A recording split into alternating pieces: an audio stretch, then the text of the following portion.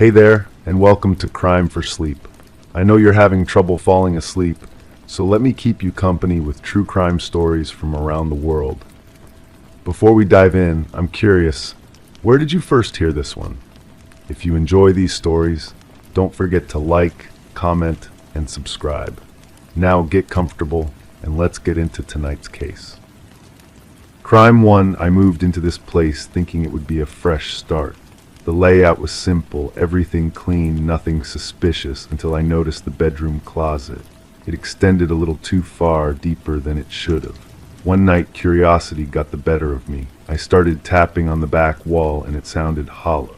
I pulled away a panel, expecting wiring or pipes. Instead, I found a narrow space with a small wooden stool and a hole drilled through the wall into my bedroom. Someone had been watching me sleep.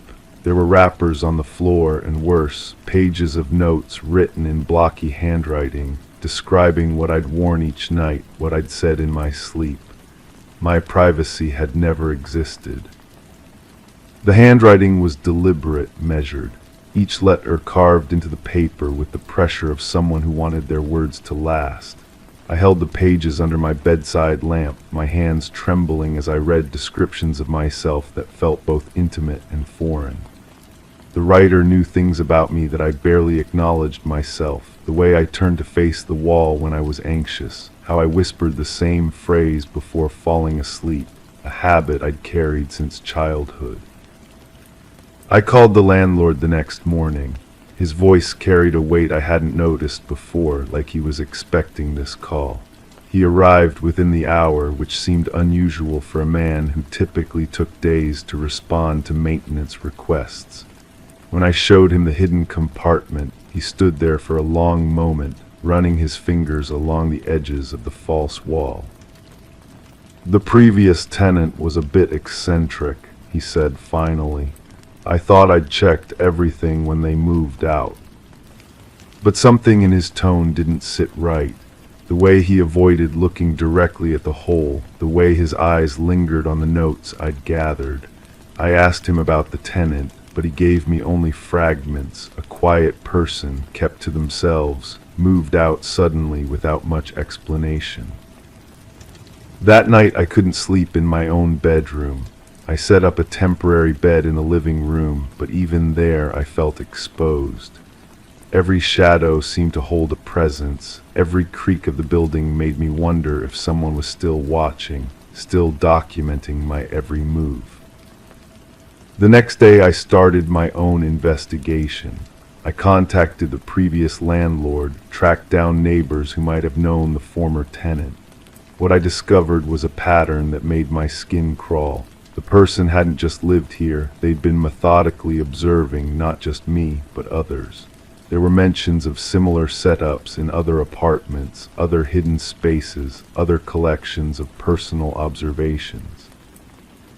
I found a neighbor who remembered the tenant well, an elderly woman who lived across the hall. She described someone who seemed normal during the day, but whose apartment would emit strange sounds at night, scraping, tapping, the sound of something being moved repeatedly. She'd complained to the landlord multiple times, but nothing was ever done. They had visitors, she told me, her voice dropping to a whisper, but never during normal hours, always when people were sleeping, always when it was quiet. The more I dug, the more questions emerged. Police reports that were filed but never followed up on, complaints that disappeared from official records, a system that seemed designed to protect the observer rather than the observed. I began to understand that this wasn't just about one person's twisted curiosity. The landlord's quick response, his familiarity with the setup, the way complaints had been systematically ignored, it suggested something larger, more organized. A network that had been operating for years, collecting intimate details about unsuspecting tenants. The notes weren't just observations, they were profiles, detailed psychological assessments that could be used to predict behavior, to exploit vulnerabilities, to manipulate decisions. The person who had been watching me wasn't just a voyeur, they were gathering intelligence. I tried to contact other former tenants, but many had moved far away. Some had changed their names, others simply refused to talk. The few who would speak described similar experiences, the feeling of being watched, the sense that their privacy had been violated in ways they couldn't quite articulate. One former tenant agreed to meet me at a coffee shop. She was nervous, constantly checking over her shoulder, speaking in hushed tones. She told me about finding cameras, about discovering that her personal information had been sold to marketing companies, about receiving targeted advertisements that seemed to know her most private thoughts. "It's not just about watching," she said. "It's about control. They know things about you that you don't even know about yourself, and they use that knowledge." The investigation led me to a disturbing realization. The apartment complex was part of a larger operation, a business model that treated tenants as products to be studied, analyzed, and exploited. The rent was kept artificially low to attract vulnerable people, students, people fleeing bad situations, anyone who needed cheap housing and wouldn't ask too many questions. I found evidence of connections to data brokers, to companies that specialized in behavioral analysis, to organizations that sold personal information to the highest bidder. The hidden compartment in my closet was just one node in a vast network of surveillance. But the deeper I dug, the more I realized how difficult it would be to prove anything. The evidence was circumstantial, the connections were buried in layers of corporate structures, and the victims were scattered and afraid. The system was designed to be invisible, to operate in the shadows where accountability didn't exist. I started documenting everything, creating my own detailed records of what I'd found. But as I did, I began to wonder if I was becoming like the person who had watched me, obsessed with observation, with collecting information, with trying to understand and control a situation that was fundamentally beyond my comprehension. The landlord stopped returning my calls. The neighbors became evasive. Even the former tenant I'd spoken to disappeared, her phone number disconnected, her forwarding address leading to an empty lot. I realized I had two choices. I could move out, try to forget what I discovered, and hope that someone else would eventually expose the truth. Or I could stay, continue investigating, and risk becoming part of the system I was trying to expose. The notes in the closet had described me as someone who seeks patterns, needs answers, will not let things go. The observer had known me better than I knew myself. They had predicted exactly what I would do when I discovered their presence. I'm still here, still documenting, still searching for answers.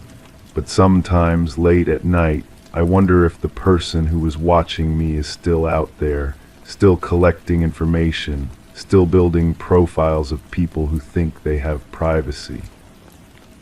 And sometimes I wonder if I'm not the investigator in this story, but just another subject being studied, another pattern being documented, another person whose need for answers makes them predictable, controllable, useful. The closet is empty now, but the hole in the wall remains. I've covered it with a mirror, but I can still feel its presence. And every night as I write these notes, I wonder who might be reading them, who might be watching me write them, who might be adding my words to their own collection of observations about human behavior. The truth is out there, hidden in plain sight, protected by our own disbelief and our willingness to accept that some things are just too disturbing to be real. But they are real, and they are happening, and the person who was watching me knew that I would never be able to prove it, never be able to stop it, never be able to let it go. I am exactly who they said I was. Crime 2, I live alone, so when I found a tooth under my pillow, my blood ran cold. I thought maybe I was losing my mind, maybe it was mine, maybe I ground it out somehow. But it wasn't even human. I tried to forget about it, tossed it in the trash, locked every door and window. A few nights later, I woke up to another one, this time sitting on my nightstand, positioned carefully like a gift. I started checking the house for signs of a break-in, but there was never any damage. No missing keys. Then I found the photo, a picture of me sleeping with a shadowy figure beside me. Whoever this is, they've been closer than I realized. The tooth was small, yellowed, with a jagged edge that suggested it had been torn rather than extracted. I held it up to the light, turning it between my fingers. The enamel was rough, almost primitive. I'd seen enough documentaries to know this wasn't from any domestic animal. The shape was wrong, too pointed, too wild. I called my neighbor, the one who lived here longer than anyone. Her voice was steady when I described what I'd found, but I caught the pause before she answered. She mentioned the previous tenant, how he'd moved out suddenly, left most of his things behind. The landlord had cleaned out boxes of research materials, scientific journals, specimen containers. She remembered the smell that lingered for weeks after he left, something medicinal mixed with decay. That weekend, I drove to the storage facility where the landlord had dumped the previous tenant's belongings. The unit was small, packed with boxes labeled in precise handwriting. I found journals filled with observations about behavioral patterns, sketches of dental structures, detailed notes about territorial markings. One entry caught my attention. Subject exhibits nocturnal activity. Proximity to human dwelling essential for study. Trust must be established gradually. The photos started appearing the next week. Not just the one I'd found initially, but others slipped under my door, tucked behind my car's windshield wipers, even one left on my bathroom counter. Each showed me in different states of sleep, different angles, different positions. The figure in the shadows became clearer with each image. Tall, lean, wearing what looked like a lab coat, always holding something small between their fingers. I started staying awake, positioning myself where I could see the bedroom door. The house would settle into its familiar creaks and sighs, but underneath those sounds I began to notice others. Soft footsteps on the roof, scratching near the vents, a gentle tapping that seemed to follow a pattern, almost like Morse code. The breakthrough came when I found the research proposal in one of the boxes. A grant application for studying human-wildlife interaction in suburban environments. The researcher proposed introducing wild specimens into controlled domestic settings to observe adaptation behaviors. The methodology section described establishing feeding stations and comfort objects to build trust between subjects and human participants.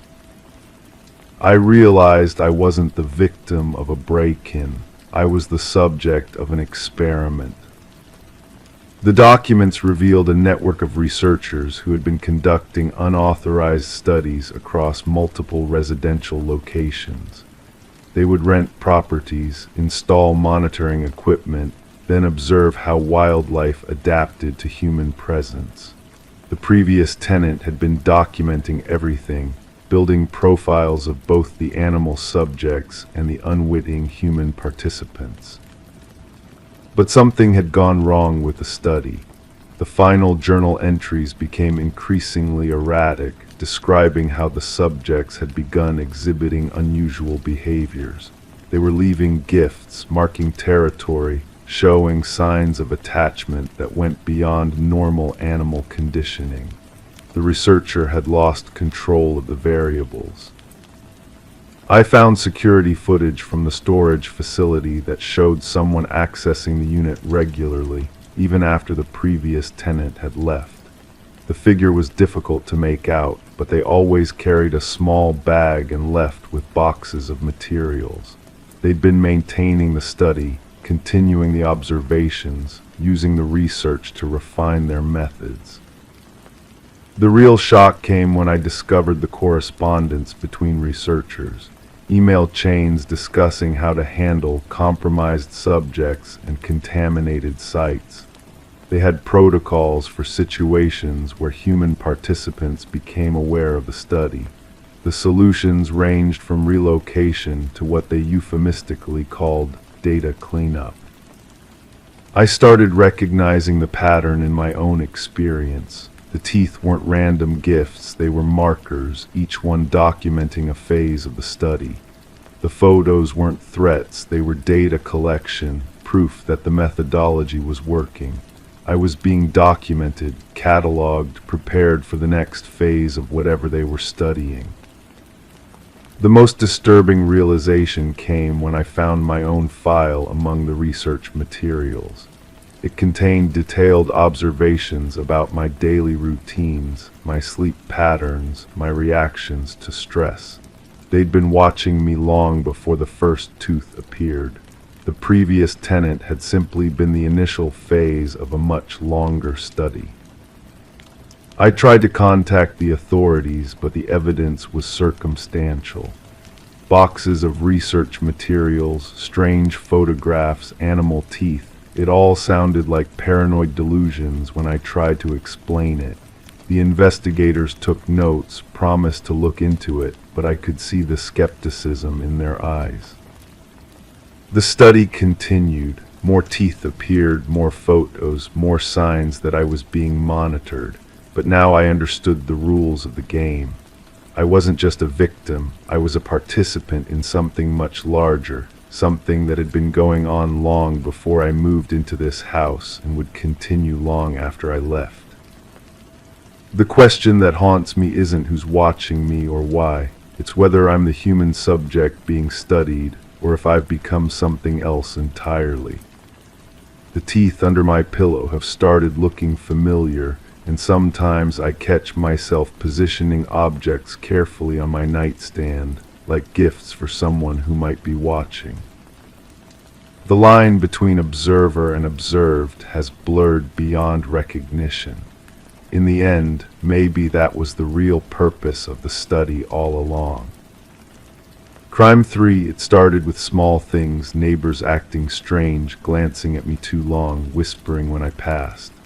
I shrugged it off until I checked my mailbox one morning and noticed a small black dot near the latch. It wasn't part of the original box. I opened it and looked closer. It was a lens, a camera cleverly embedded inside. I followed the wire, hidden in the dirt, running toward the house next door. That same neighbor always waved, always overly friendly. When I finally confronted them, they just smiled. But the next day, the camera was gone, and taped to my door was a single image, me staring into the lens. The photograph haunted me, my face frozen in that moment of discovery, eyes wide with disbelief. The quality was crisp, professional. Someone had been watching me for weeks, maybe months. I held the paper between my fingers, feeling its weight, the slight texture of expensive photo stock. This wasn't printed on cheap paper. Someone had invested in this surveillance. I started paying attention to everything. The way the mailman lingered a second too long when he delivered packages. How my morning coffee routine had become predictable, always at the same window, always facing the street.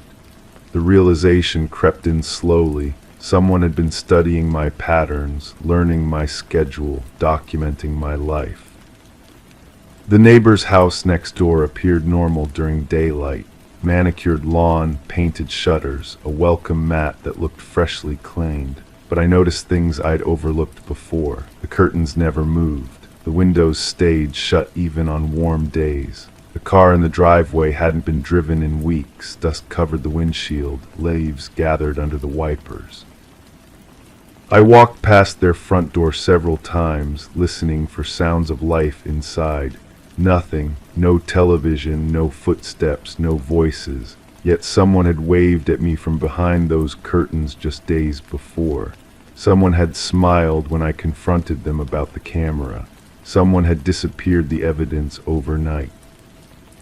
The photograph became my obsession. I studied every detail, looking for clues about when it was taken, what angle the camera had captured. The lighting suggested early morning, the same time I always checked my mail. My routine had been memorized, anticipated, recorded. The person behind the lens knew exactly when I would discover their surveillance. I began walking through the neighborhood differently, noticing other mailboxes, other houses. Were there more cameras, more neighbors who watched too carefully? The elderly woman across the street had always been curious about my comings and goings. She'd mentioned knowing my work schedule, my weekend habits, information I'd never shared with her. The phone calls started 3 days later, silent calls lasting just long enough for me to answer before disconnecting. No breathing, no background noise, just the soft click of someone hanging up. They came at different times, breaking my sleep, interrupting my meals. Someone was reminding me they were still watching. I contacted the authorities, but without the camera as evidence, my story sounded paranoid. A single photograph proved nothing. No laws had been broken, they said. No threats had been made. They suggested I install my own security system, as if the problem was my lack of surveillance rather than someone else's excess of it. The investigation I conducted alone revealed disturbing patterns. Property records showed the neighboring house had been sold 6 months ago to a buyer with no local connections.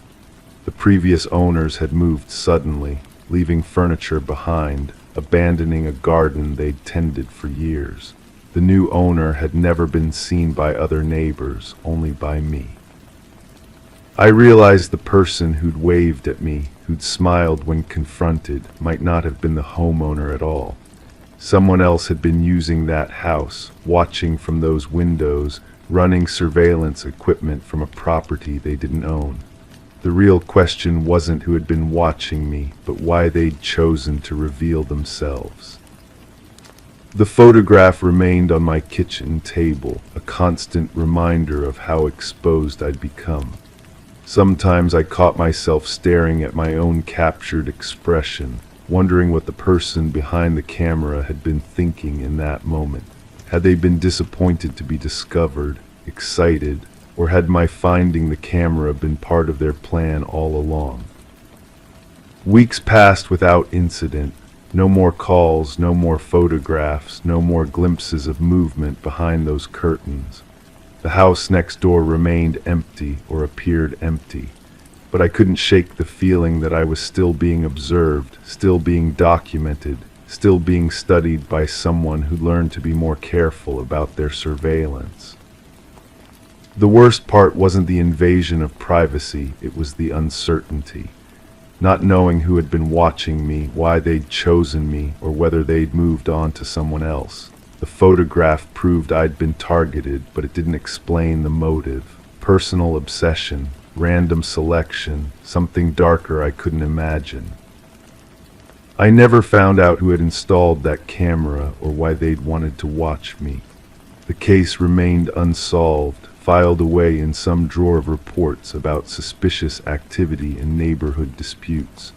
But I kept the photograph, a reminder that someone out there knows my face, knows my habits, knows exactly how I look when I discover I'm being watched.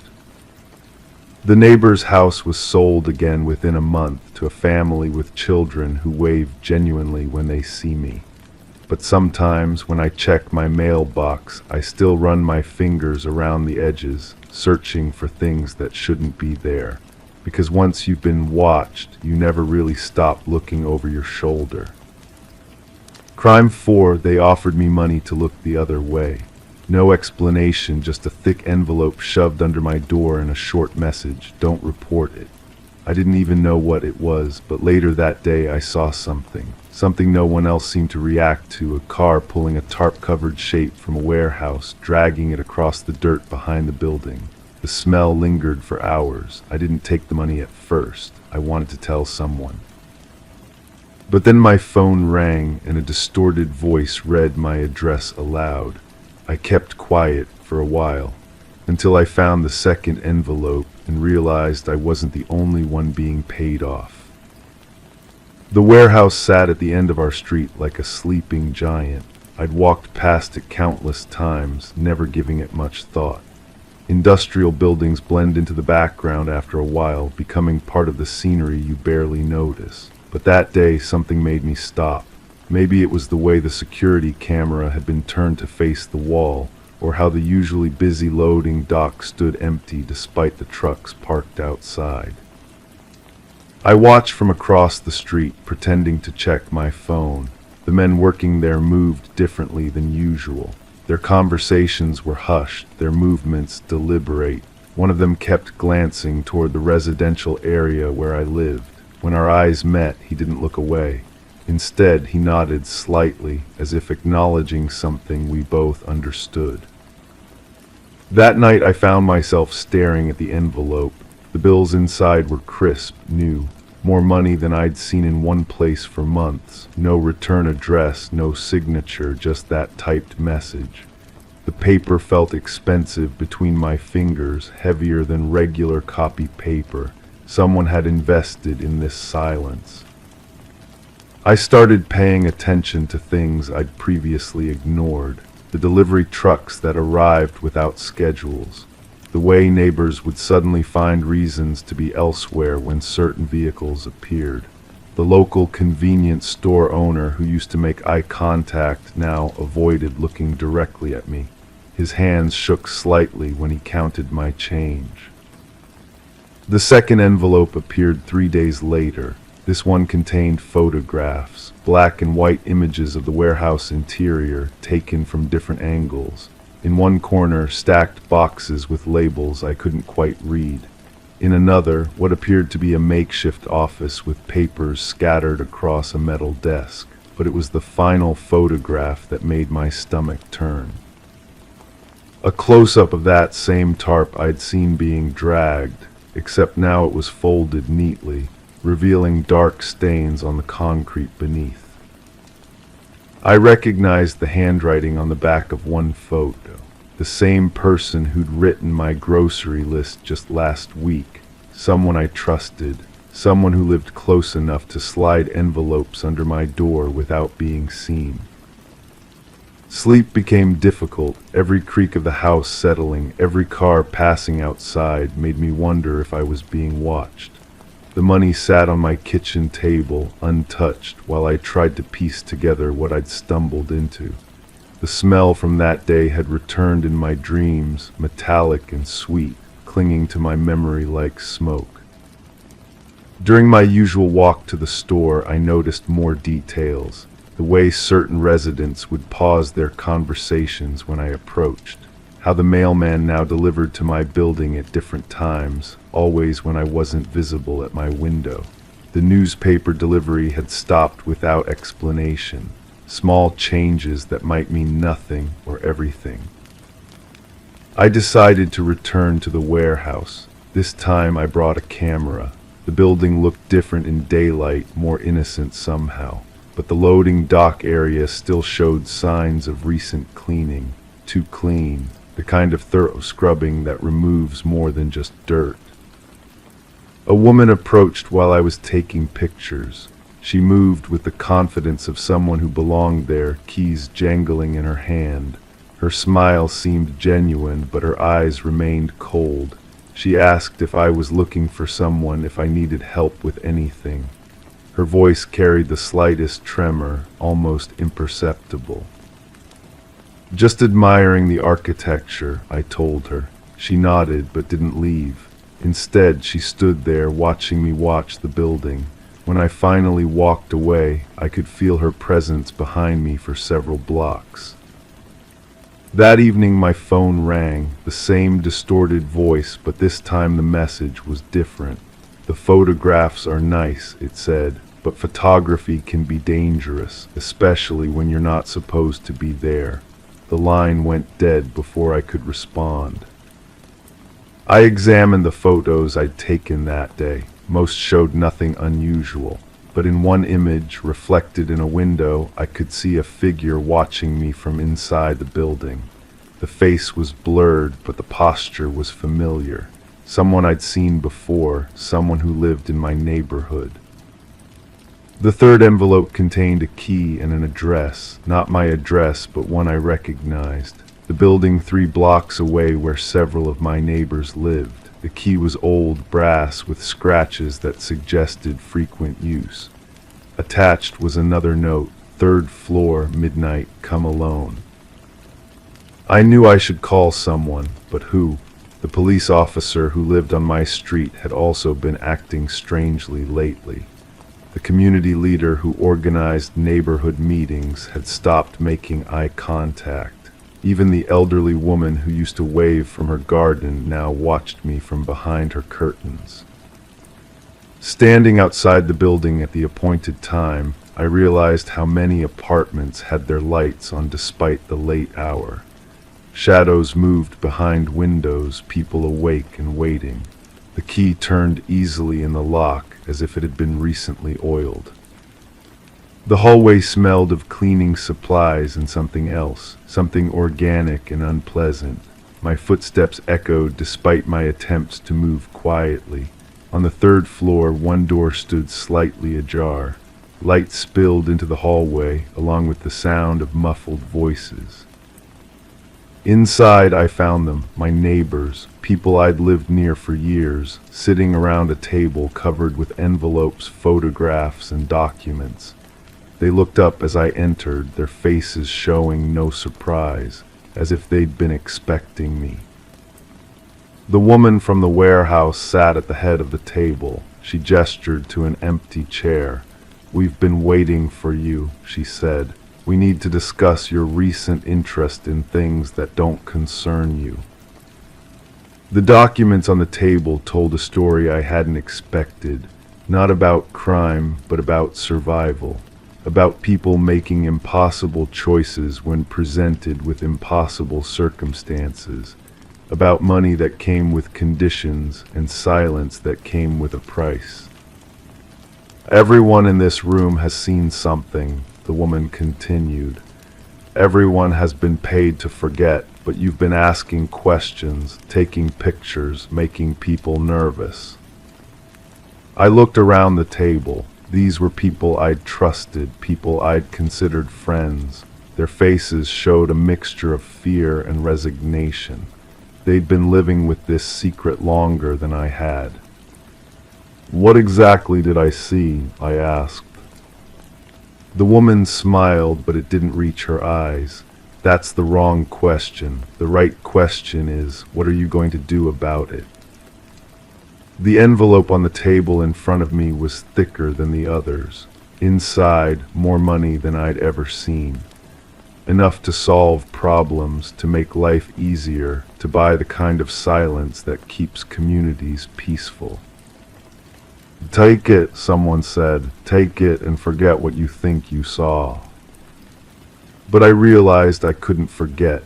Not the smell, not the tarp, not the way everyone had changed. The money felt heavier than it should have, weighted with implications I was only beginning to understand. I left the building that night without taking the envelope, but I also left without calling anyone, without reporting anything. Because I'd realized something disturbing. I wasn't sure what I'd actually witnessed. The photographs could have been staged. The smell could have been from construction. The tarp could have contained anything. The warehouse still operates. People still come and go. The envelopes still appear under doors throughout the neighborhood. And sometimes, when the wind is right, I catch that same metallic scent in the air. I never took the money, but I never told anyone either, because in the end I realized that some silences are bought not with cash, but with doubt. And doubt, once planted, grows in the dark corners of your mind until you can't tell what's real anymore. The neighborhood remains quiet, too quiet, and I'm still here, still watching, still wondering if I'm the only one who remembers what normal used to feel like. Crime 5, it started as static, every night a faint buzz from the vent above my bed. I thought it was just old wiring, something harmless. Then came the voice, at first just muttering. Then one night, clear as day, it said my name, my full name, over and over. I climbed up to the vent, expecting a speaker, maybe a prank. But when I opened it, I found a small recorder wrapped in cloth, playing on loop. Taped to it was a note, "I've heard you too." That was the night I realized the voice wasn't a recording. It was a reply. The handwriting on the note was cramped, desperate. I stared at it under the pale light of my bedroom lamp, my hands shaking despite myself. The paper felt old, yellowed at the edges, as if it had been waiting there for months, maybe longer. I turned the recorder over in my palm, feeling its weight, its warmth. Someone had been listening. Someone had been responding. I should have called the police. Instead, I found myself sitting on my bed, staring at the ceiling, wondering who else might be listening through the thin walls of my apartment building. The static had returned, but now it felt different, purposeful, like breathing. The next morning, I knocked on my neighbor's door. An elderly woman answered, her eyes sharp behind wire-rimmed glasses. I explained about the noise, the voice trying to sound casual.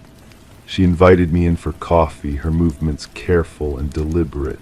Her apartment was a mirror image of mine, but everything felt heavier here. The air smelled of lavender and something else, something medicinal. She told me about the previous tenant in my unit, a young man who kept odd hours, who she'd hear pacing at night. He disappeared suddenly, leaving behind boxes of belongings that the landlord never bothered to claim. She'd heard voices too, she said, but thought it was just him talking to himself. Late at night, muffled conversations that seemed to go on for hours. I asked if she still had his things. She led me to a storage closet, pulling out a cardboard box marked with my apartment number. Inside were journals, dozens of them, filled with meticulous handwriting, the same handwriting from the note. I flipped through pages of observations, recordings of conversations, sketches of the building's ventilation system. He'd been documenting everything. The journals revealed a pattern. He'd been hearing voices too, but not just his own name. He'd been collecting them, recording them, trying to trace their source. The entries became increasingly frantic, filled with theories about hidden microphones, surveillance systems, someone watching from within the walls themselves. The final entry was dated 6 months ago. They know I know. Tonight I leave them something to remember. I took the journals back to my apartment, spread them across my kitchen table. The man had mapped every vent, every pipe, every possible pathway for sound to travel through the building. He discovered that the ventilation system connected every unit, creating an accidental network of communication. But his notes suggested something more deliberate. Someone had been using it intentionally. That night I listened differently. The static came again, but underneath it I could hear other things. Fragments of conversations from other apartments. A woman crying. A man arguing with someone who never seemed to respond. Children's laughter that cut off too abruptly. The building was alive with secrets, and I was hearing all of them. I started my own recordings. Every night I'd place a small device near the vent, capturing whatever came through. During the day, I'd listen back, trying to piece together the voices, the patterns, the connections. Some voices repeated. Some never came back. Some seemed to be talking directly to me, even when I hadn't made a sound. The breakthrough came when I recognized one of the voices. It was my downstairs neighbor, the man who always nodded politely when we passed in the hallway. But the voice I was hearing wasn't polite. It was cold, calculating, discussing things that made my skin crawl. Plans, schedules, names of people I'd never heard of, but the way he said them suggested they were no longer problems. I began watching him differently. His comings and goings became significant. The way he carried himself, the tools he brought in and out of the building, the fact that he never seemed to have visitors but always seemed to be talking to someone. The previous tenant's journals had mentioned him too, described him as too interested in everyone else's business. I found myself following him one evening, keeping my distance as he walked through the quiet streets. He stopped at a small storage facility, used a key to open one of the units. From where I hid, I could see boxes inside, neat and labeled. He spent a long time there, organizing things, handling objects with the care of someone who knew their value. When he left, I waited. The facility was poorly lit, its security cameras old and probably not working. I walked past his unit, noting the number, the type of lock. I didn't try to break in. I didn't need to. I could smell it from outside. That same medicinal smell from the elderly woman's apartment. The smell of someone trying to cover up something that wouldn't stay hidden. I went back to my apartment and played the recordings again. This time I heard what I'd been missing. The voices weren't just random conversations. They were confessions.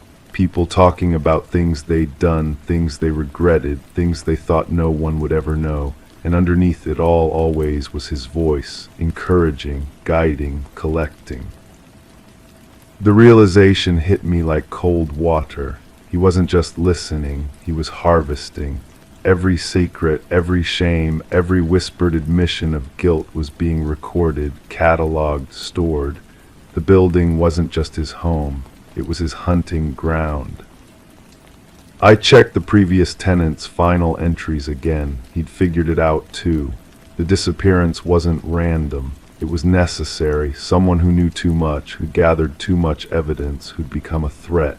The recordings I'd found, the notes saying, "I've heard you too," it wasn't meant for me. It was meant for whoever came next. I looked up at the vent above my bed. The static was there, waiting. But now I understood what it really was. Not just sound traveling through metal and dust. It was a web. A network of surveillance that had been operating long before I arrived, long before the previous tenant had noticed, and now I was part of it. The question that keeps me awake isn't whether I should leave, it's whether I can, because when I listen to those recordings now, I hear something else. My own voice, talking to myself, yes, but also responding to questions I don't remember being asked, agreeing to things I don't remember discussing. Participating in conversations I thought were happening only in my head.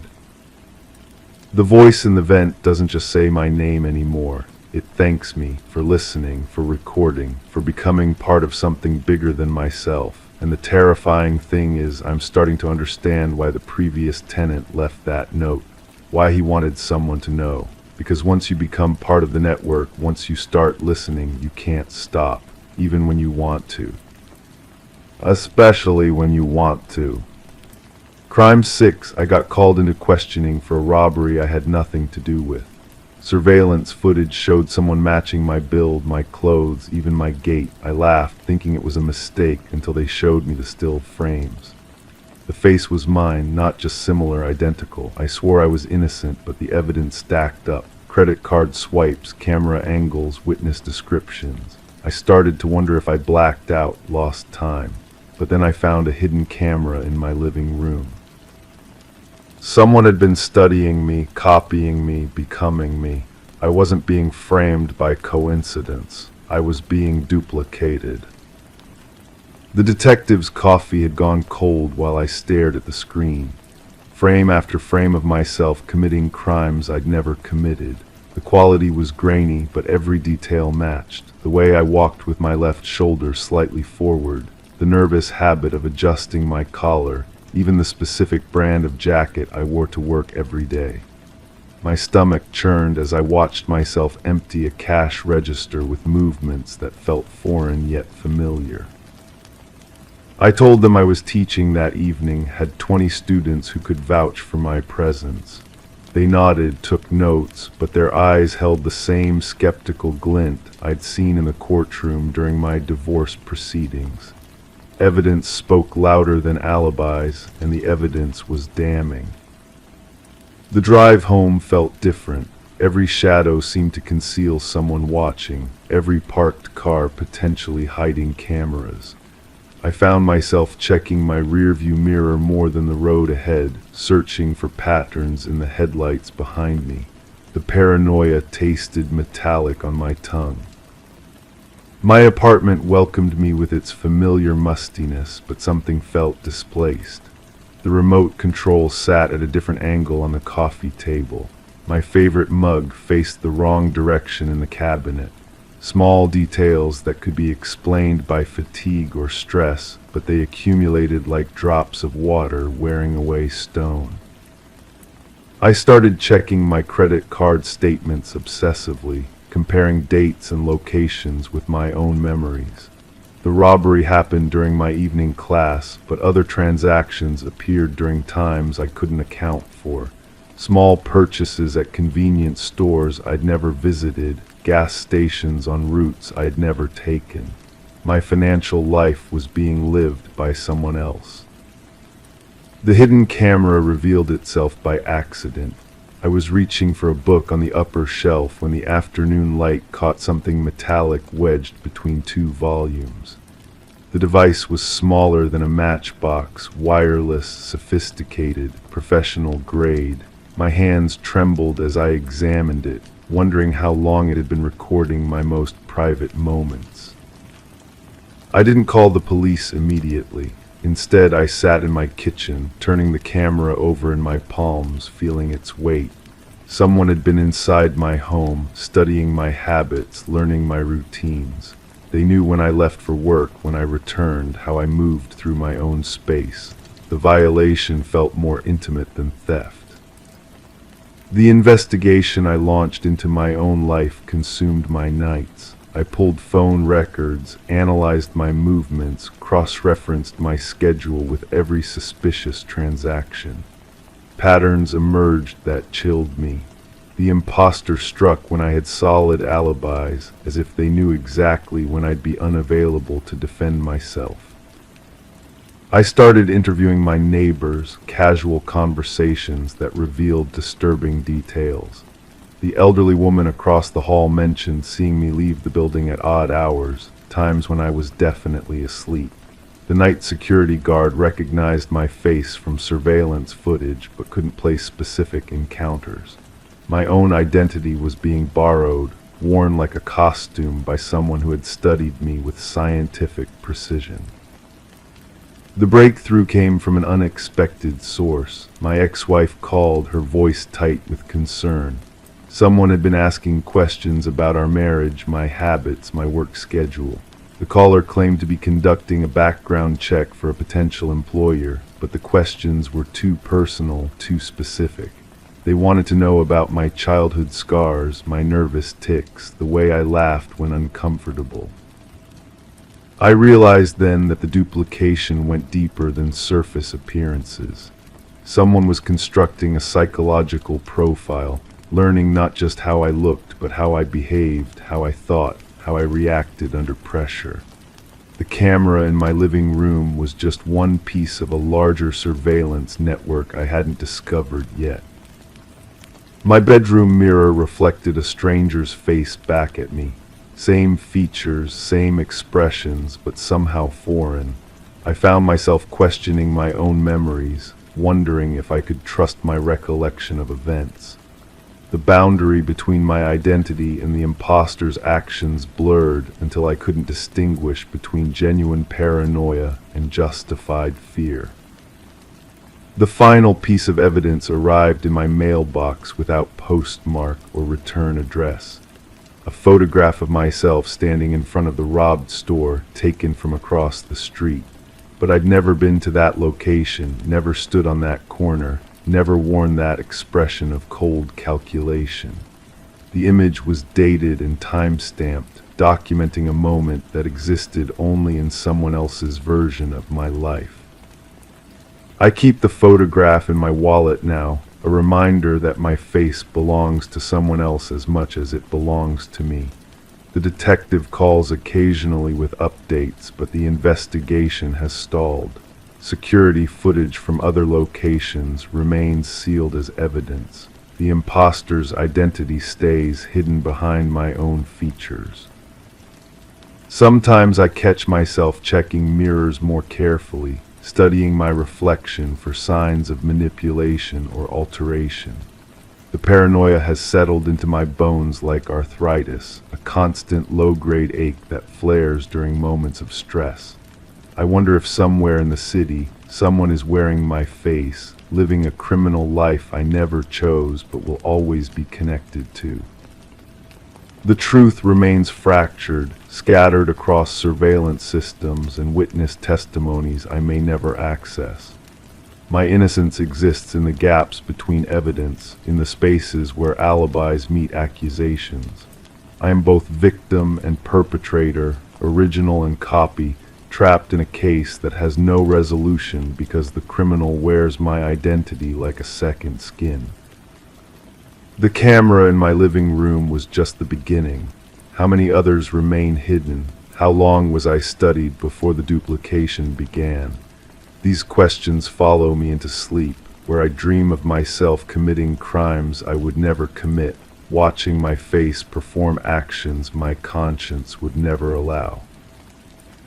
I am innocent of the robbery they question me about, but I am guilty of existing in a world where my identity could be stolen not just digitally, but physically, completely. The investigation continues, but the investigator and the suspect share the same face, and I can no longer tell which one I am. Crime 7, renovating the hallway was supposed to be simple. Peel the wallpaper, repaint the wall, done. But when I tore the paper off the far corner, the wall behind it was stained, dark, dried, unmistakable, blood, lots of it. I kept peeling and found a message written in jagged letters. This house forgets nothing. I brought in a flashlight, started scraping deeper, and found scratch marks like someone had clawed at the wall trying to escape. I don't know who lived here before me. But I do know they didn't leave willingly. The realtor had been eager to close the deal, too eager.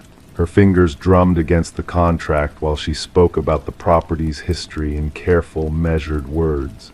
Previous owners had moved frequently, she said. Nothing concerning, just people seeking change. But her eyes never met mine when she spoke about the basement renovation that had been left unfinished. I called the county records office that afternoon. The clerk's voice grew cautious when I mentioned the address. She put me on hold for longer than necessary, and when she returned, her tone had shifted completely. The house had changed hands 7 times in the past decade. Each sale happened quickly, well below market value. The last family had left their belongings behind, abandoning the property entirely. The scratch marks weren't random. They formed patterns, desperate attempts at communication.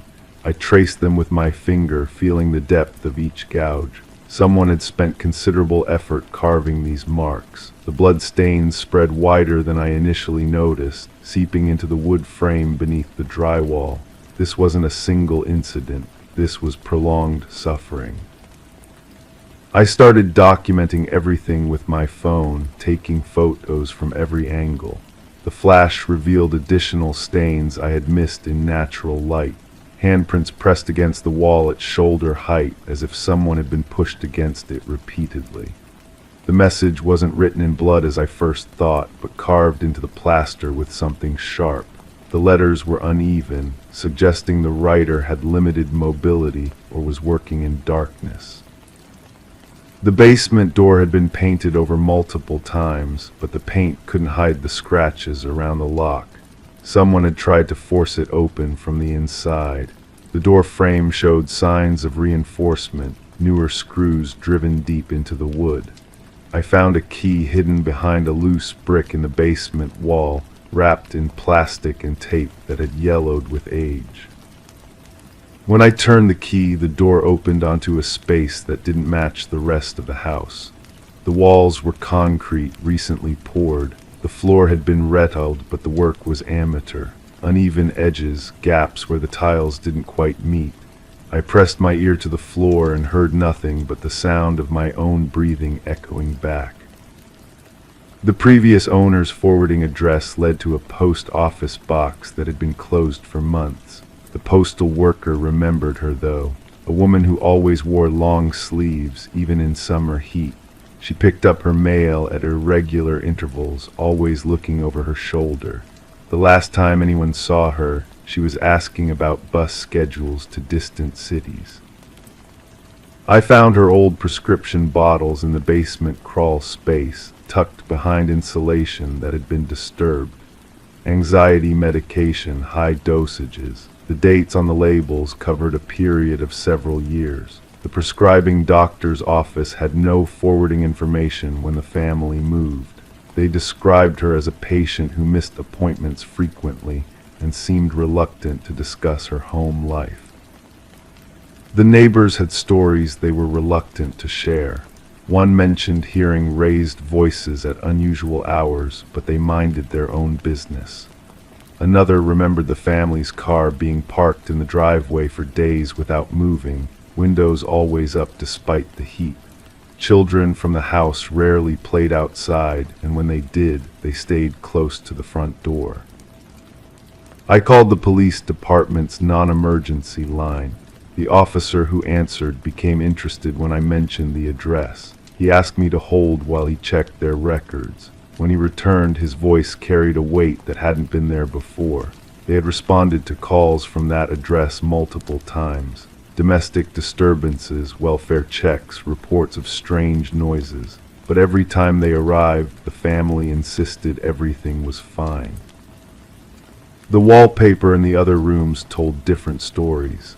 Beneath the cheerful patterns, I found more scratches, more stains. Each room had been carefully covered, but the evidence remained.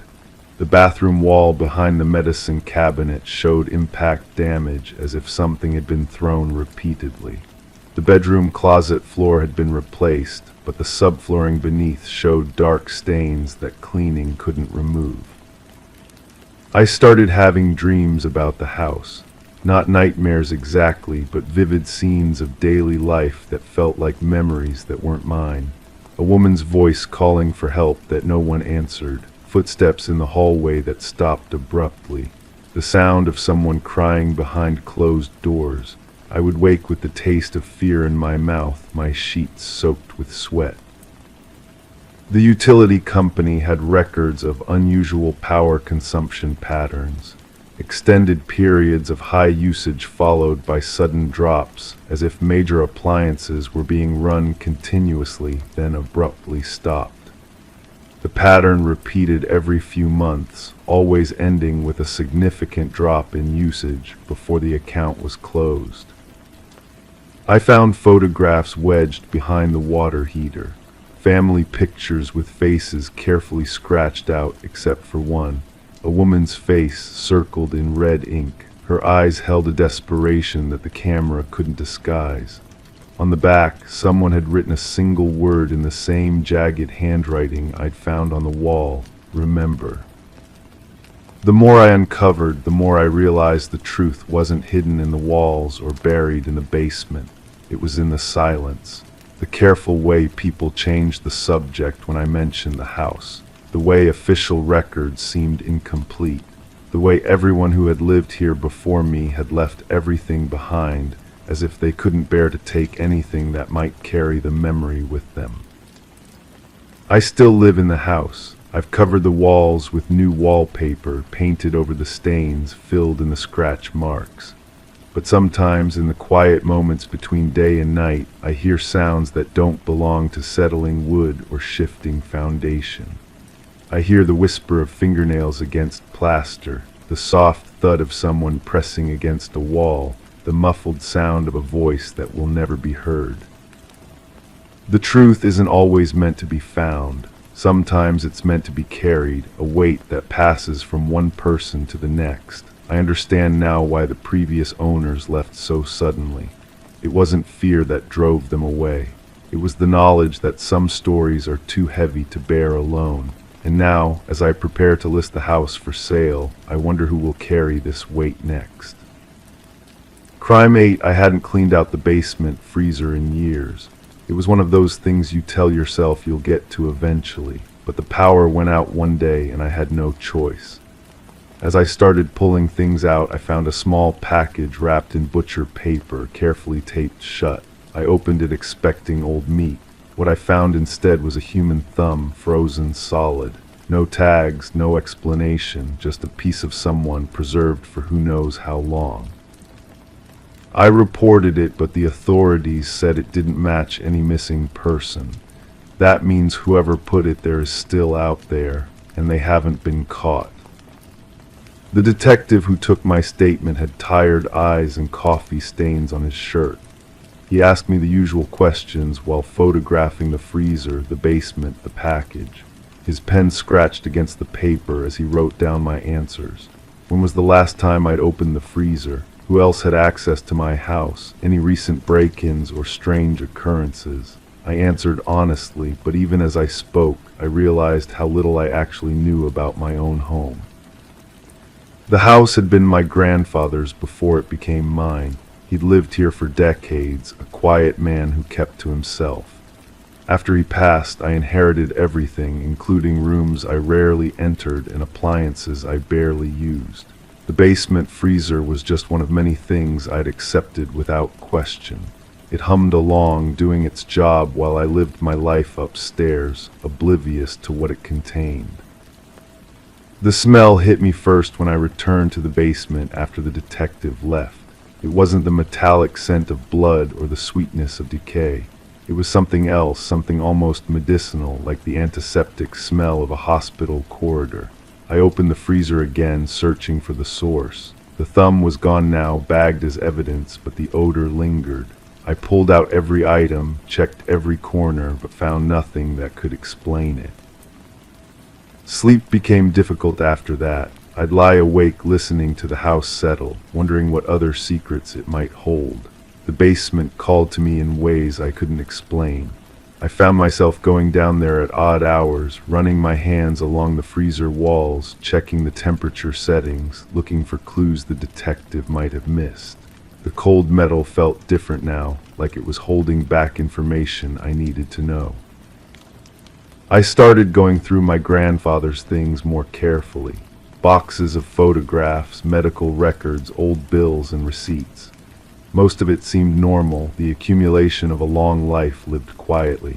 But there were gaps, periods where documentation seemed sparse or missing entirely. I found appointment cards for a doctor whose name I didn't recognize, receipts for medical supplies that seemed excessive for one person, and phone numbers written on scraps of paper with no names attached. The first call I made was to my aunt, my grandfather's only surviving child. Her voice trembled when I told her about the thumb.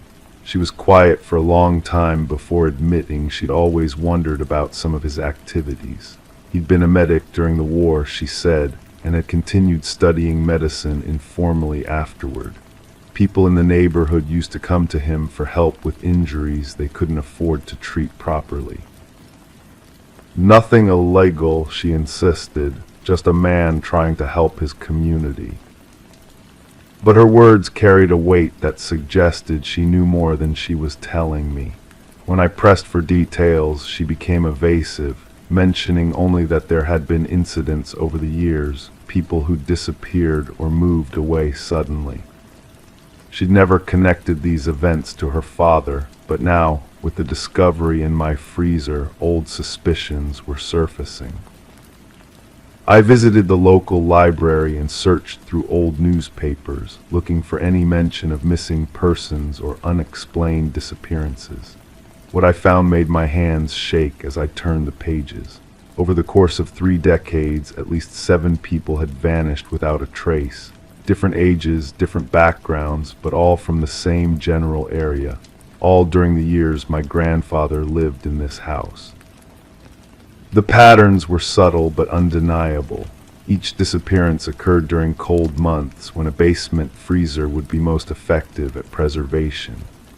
Each person was reported missing by family members who claimed their loved one had been acting strangely beforehand, complaining of health issues or seeking alternative medical treatment. The investigations had been thorough but fruitless, with no evidence of foul play and no bodies ever recovered. I returned to the basement with new eyes, examining every surface for signs of what might have happened there. The concrete floor showed where patterns near the freezer, as if heavy objects had been dragged across it repeatedly. The walls had been painted recently, but I could see patches where the paint was thicker, as if covering stains or marks. The drain in the corner looked newer than the rest of the basement, its edges sealed with fresh caulk. My grandfather's medical books were still on the shelf upstairs, thick volumes on anatomy and surgical procedures. Inside one of them I found handwritten notes in his careful script. They described techniques for preservation, detailed anatomical drawings, and what appeared to be experimental procedures. The margins were filled with observations about tissue degradation, temperature requirements, and chemical treatments. It read like the work of someone conducting research, but research on what and for what purpose? The second call came late one evening, a woman's voice I didn't recognize. She asked if I was the person who'd found something unusual in a freezer. When I confirmed it, she told me she'd been looking for her brother for 15 years. He disappeared after visiting someone in my neighborhood for treatment of a work-related injury. She'd never stopped searching, never stopped hoping. The discovery of the thumb had given her a reason to believe her search might finally be over. She arrived the next day with a box of photographs and documents. Her brother had been a carpenter, she explained, and had lost part of his thumb in an accident with a saw.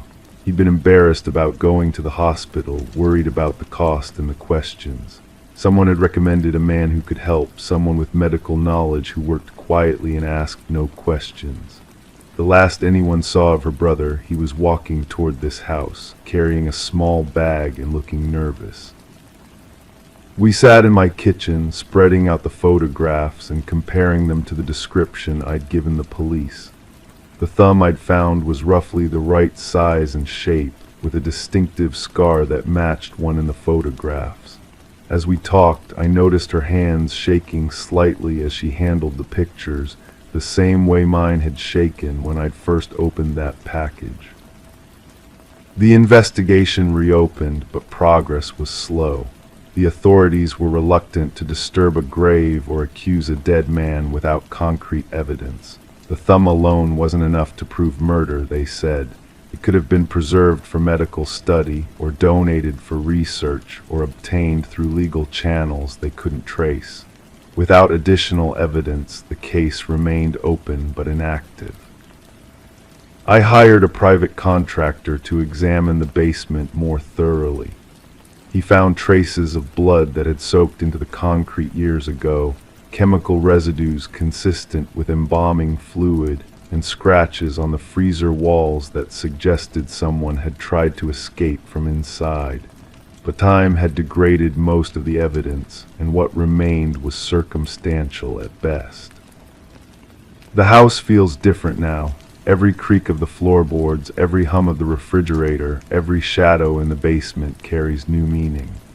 I've moved the freezer upstairs and replaced it with storage shelves, but the space it occupied still feels cold, still holds the memory of what it contained. Sometimes I catch that medicinal smell again, faint but unmistakable, as if the walls themselves have absorbed decades of secrets. I keep the box of photographs the woman left with me, adding to it whenever new families contact me. Because they do contact me now, drawn by news reports and word of mouth. People searching for missing relatives, hoping the discovery in my freezer might provide answers to questions that have haunted them for years. Each story is different, but they all follow the same pattern. Someone desperate for help, someone who trusted the wrong person, someone who never came home. The detective calls occasionally to update me on the investigation, but there's less hope in his voice each time. Physical evidence degrades, witnesses forget details, and the dead keep their secrets. He's moved on to active cases, crimes that can still be solved, justice that can still be served. But for me, the question remains, how many others are out there, preserved in basements and back rooms, waiting to be found? I still live in the house, but I've changed the locks and installed security cameras. Not because I fear the dead, but because I fear the living. Somewhere out there, other people know what happened in this basement. They know about the missing 7, about the experimental procedures, about the careful preservation of evidence.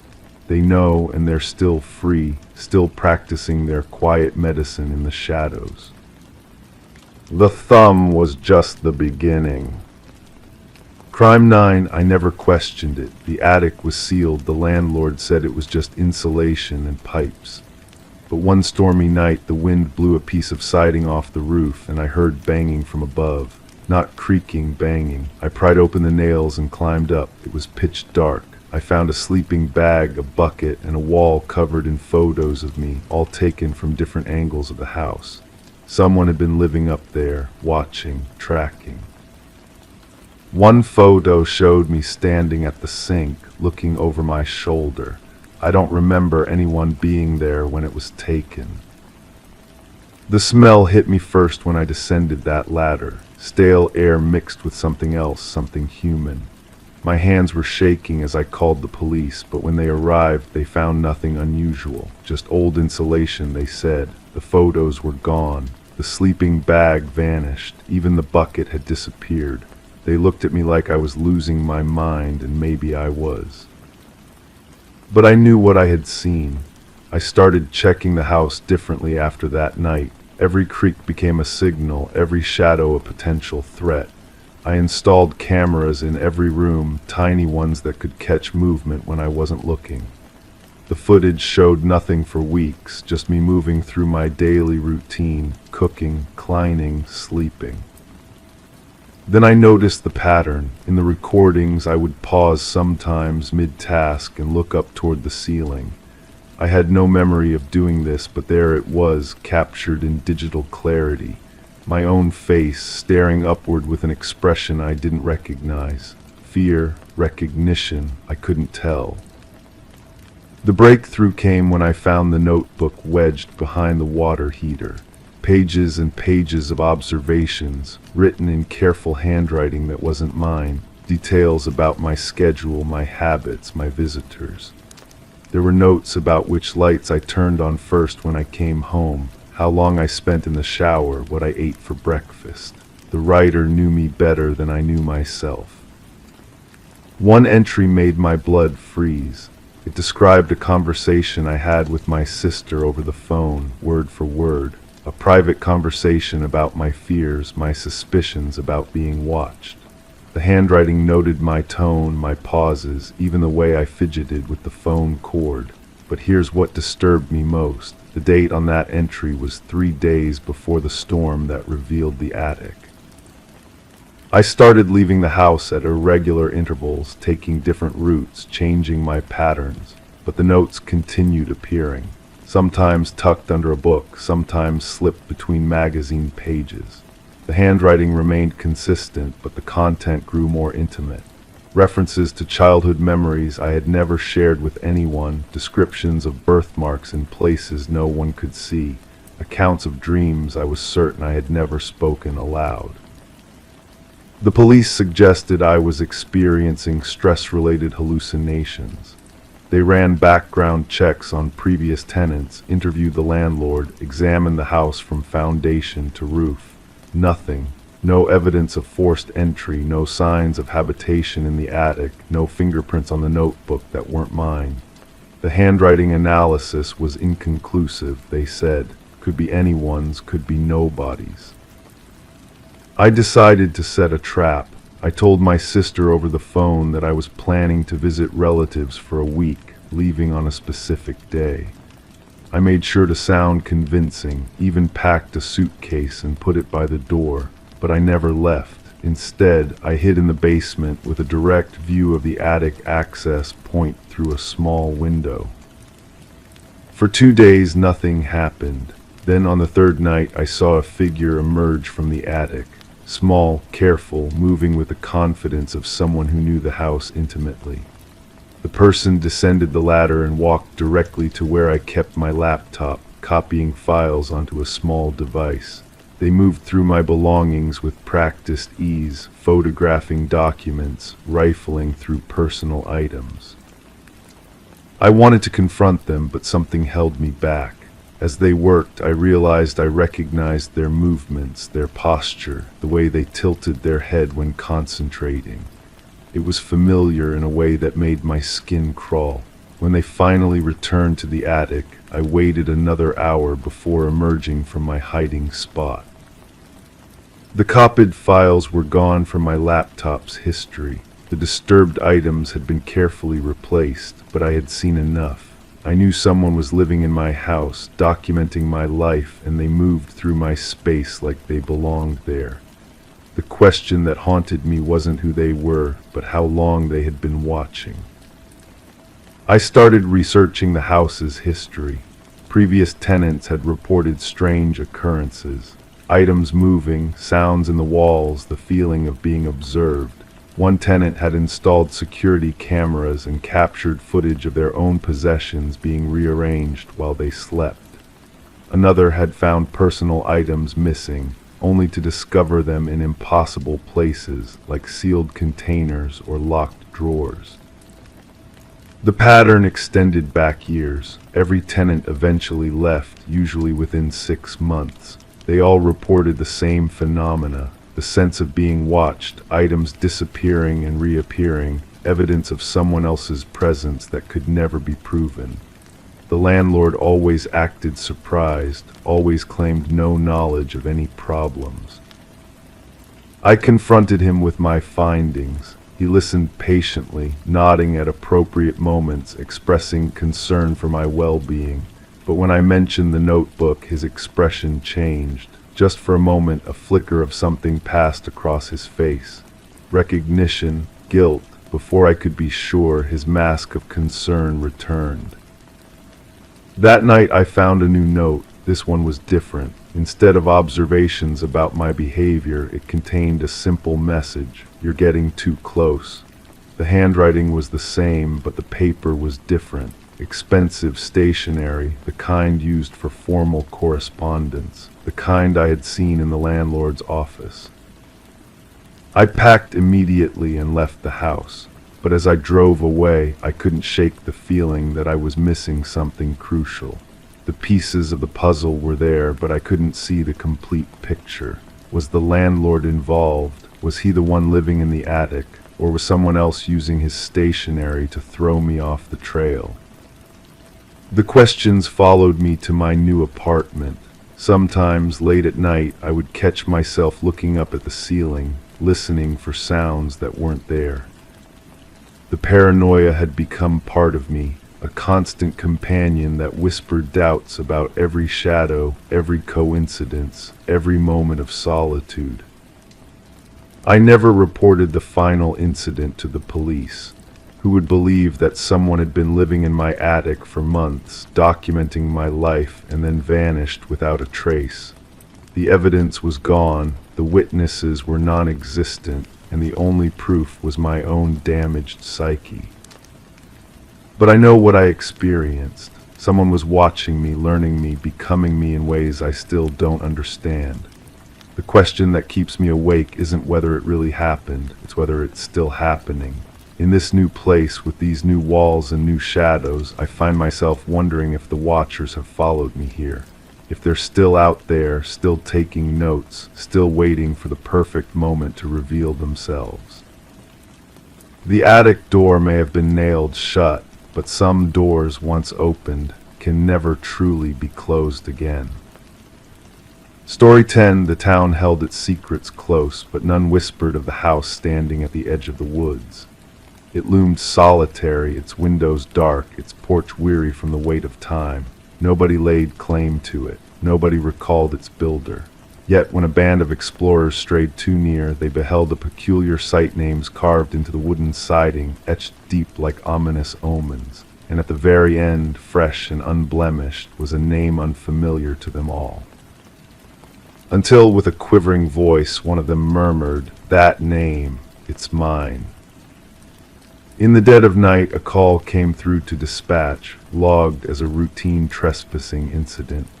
The caller was Mason Wright, the leader of the group who stumbled upon his own name etched into the forsaken house. The responding officers anticipated mere mischief, perhaps the work of mischievous youths, but what awaited them defied all logic. Detective Sarah Keller arrived as night draped the forest in darkness. Her flashlight pierced the shadows, revealing the aged front of the structure. The names 27 in total ran vertically down the eastern wall. Some had faded into obscurity with time, blending into the weathered wood. Others remained sharp as if freshly carved, and at the base, Mason Wright, the incision still bearing the scent of sawdust.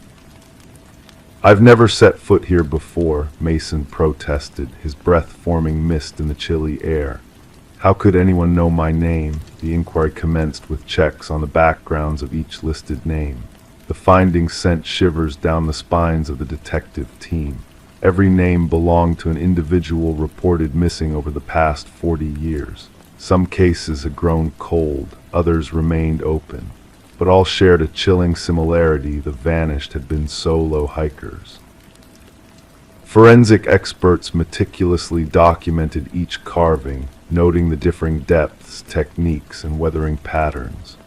The oldest name, Rebecca Hansen, matched a missing persons case from 37 years prior.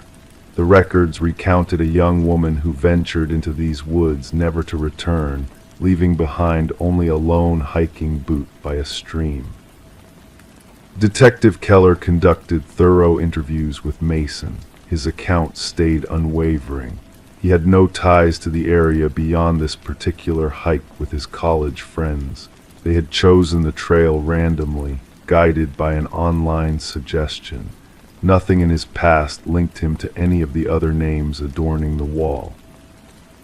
Attention shifted to Mason's companions. Emily Chen, the group's photographer, presented photographs taken during their expedition. Upon examination, analysts noticed a disquieting detail: a blurred figure loomed in the background of 3 separate images. A tall, slender silhouette, always partially obscured by trees. "We saw no one else on that trail," Emily asserted. "We would have remembered." Detective Keller sanctioned a search of the house's interior. While the exterior appeared forsaken, every surface cloaked in dust, furniture in disarray, the basement concealed a harrowing sight. Belongings of the missing hikers were neatly arranged on shelves: watches, backpacks, cameras, wallets, each item labeled with a name matching those on the exterior wall. Technicians meticulously catalogued every piece. Under ultraviolet light, traces of blood stained the concrete floor, efforts to scrub away years of evidence. Despite the absence of bodies beneath the house, cadaver dogs repeatedly signaled near the densely wooded back of the property. As the investigation deepened, Mason Wright began reporting bizarre incidents: whispers outside his home, footprints leading to his door but not away, shadowy figures observing from the street. A police detail was assigned to protect him, yet Mason's paranoia soared. A breakthrough surfaced with the unearthing of land records buried in county archives. The house once belonged to a recluse hunter named Victor Blackwood. Neighbors recalled fleeting encounters with a disconcertingly tall, gaunt man who shunned conversation. Blackwood vanished without a trace 15 years past, his disappearance overlooked by authorities. Armed with a warrant, Detective Keller probed deeper into the surrounding forest. The search party unearthed primitive hunting blinds strategically situated along popular trails. Within one blind, a journal was discovered, detailing meticulous observations of hikers' routes, equipment, behaviors. Handwriting from the journal matched samples of Victor Blackwood's few writings. Entries shifted from hunting animals to hunting humans, outlining methods for collection. The manhunt for Blackwood spanned multiple jurisdictions. Helicopters equipped with thermal imaging combed the forest. Tactical teams scoured every nook and cranny, but the suspect remained elusive. Mason Wright fell off the grid. When officers arrived at his apartment, they found it deserted. On his bedroom wall, freshly carved, a chilling message read, "The hunter becomes the hunted." The search for Mason dragged on fruitlessly.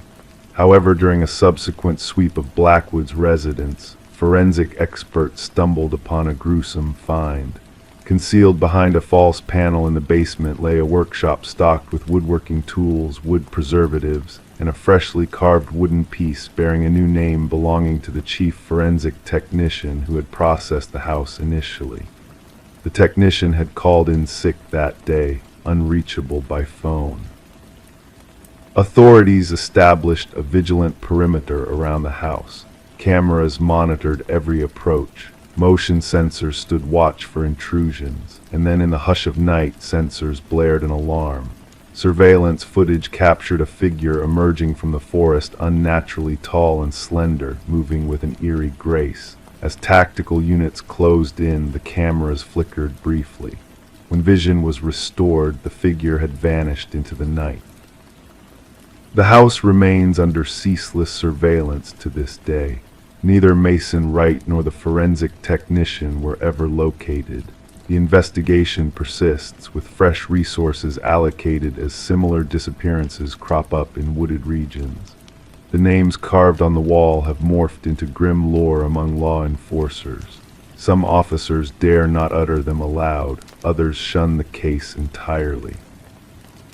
And local hikers steer clear of the house, fearful that merely mentioning it could land their names on that dreadful list, the names unspoken by all. Story 11. The old house, untouched for years, held a haunting secret that whispered through the walls. Whispers of a young woman named Elise Winters who vanished without a trace, leaving behind a locked bedroom that defied time itself. When the new tenants crossed the threshold, they felt a chill in the air, a heaviness that clung to their skin like forgotten memories. The bedroom door, stubbornly shut from within, yielded to their persistence, revealing a scene frozen in time. The room exhaled the musty breath of neglect, a dance of dust particles swirling in the dim light. Yet amidst the stillness, a peculiar orderliness lingered. The bed, untouched by time, stood crisply made. The mirror reflected nothing but emptiness, wiped clean of any lingering presence. And there upon the desk, a single candle stood as a sentinel of the past, its wax tears frozen in time. A notebook, weathered by time yet alive with fresh ink, beckoned from the desk's edge. Detective Morgan, a seeker of truths hidden in shadows, traced the delicate script of Elise Winters across its pages. Her words, a symphony of meticulous strokes, painted a portrait of a woman on the brink of revelation before vanishing into the night. Elise's story unfolded in ink-stained whispers, revealing a tale of corporate deceit and a quest for justice that led her into the heart of darkness. Her final entry, etched with urgency, spoke of unseen eyes watching, of a car's ominous presence circling like a vulture in the night. The truth she sought to unveil hovered like a specter in the room, waiting to be set free. As Detective Morgan delved deeper into Elise's world, a web of deceit unfurled before him. Colleagues painted a picture of a woman consumed by a quest for truth, her discoveries threatening to unravel the carefully woven fabric of lies. The room, a silent witness to her absence, held secrets waiting to be unearthed. Forensic technicians danced their delicate dance, coaxing hidden truths from the room's silent corners. Fingerprint sets whispered of visitors long gone, of a presence that lingered in the shadows. The detective's gaze turned to the landlord, a figure shrouded in unease, his words hanging heavy in the stagnant air. Elise's trail led to a tangled web of deceit, woven by powerful men with blood on their hands. The room, a stage for her final act of defiance, bore witness to a truth too dangerous to be silenced. Hidden compartments revealed damning evidence of corruption, of lives sacrificed at the altar of greed. The key to Elise's fate lay in the shadows, waiting to be uncovered. A flash drive, a key to a vault of secrets, whispered of dark truths that shook the foundations of power. Digital echoes of conversations long silenced echoed through the room, painting a portrait of betrayal and deceit. As the pieces of the puzzle fell into place, a chilling truth emerged from the shadows. Vincent Harriman, a figure of power and privilege, stood at the center of the storm, his hands stained with the blood of the innocent. The room, a silent witness to his crimes, bore the weight of justice waiting to be served. The hidden passage, a gateway to darkness beneath the surface, beckoned Detective Morgan into the heart of the mystery. A labyrinth of secrets unfurled before him, leading to a truth too chilling to be ignored. Harriman's fall from grace was imminent, his empire of lies crumbling like dust in the wind. In the end, justice prevailed, a beacon of light in the darkness that shrouded Elise's final moments.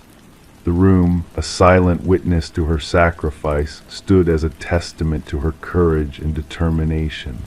The truth she sought to unveil found its voice in the echoes of the past, a legacy of justice served.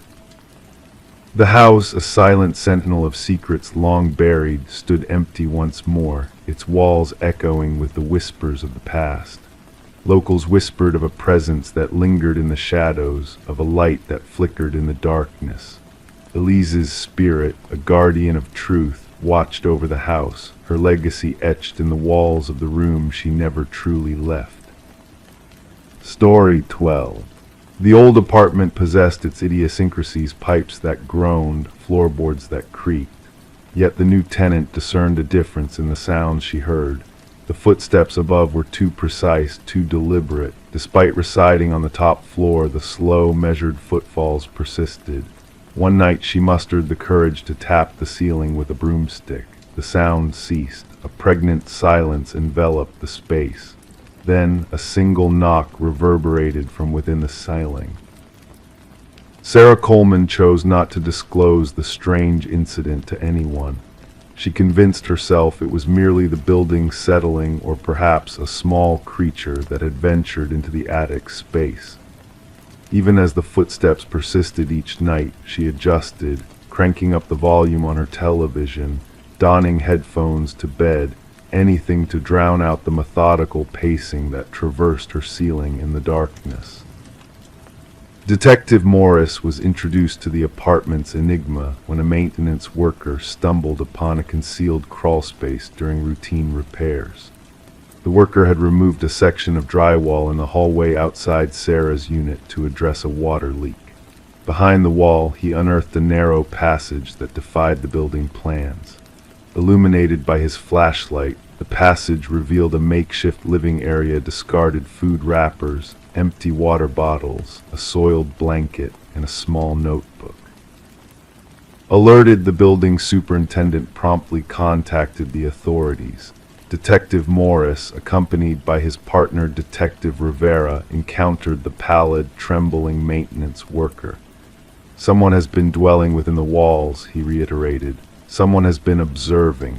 The notebook contained meticulous observations of Sarah Coleman, her daily routine, her visitors, her dining preferences, her television choices, her bathing times, her sleep patterns.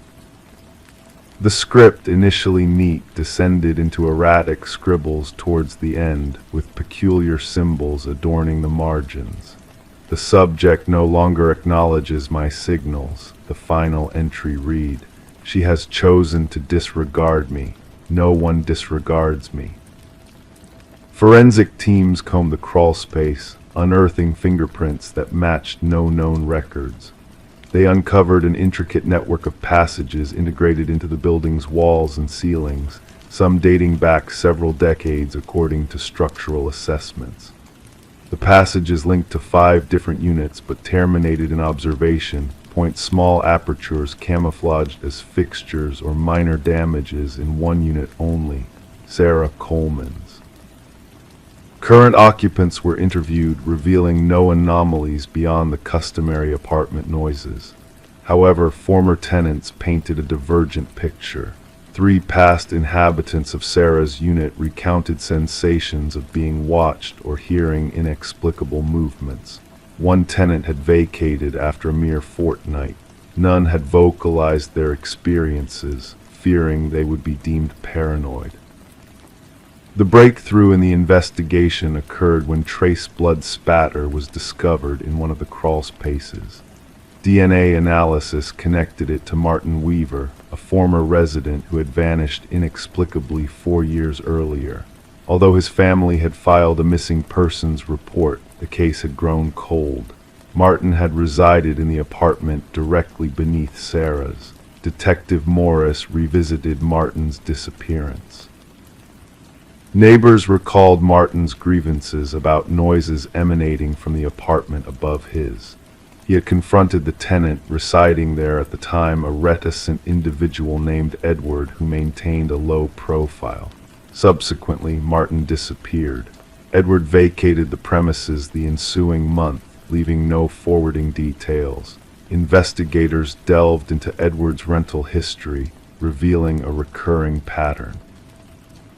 He had dwelled in 6 distinct apartment complexes over 2 decades, consistently opting for top-floor units, forging minimal social connections, and departing without notice.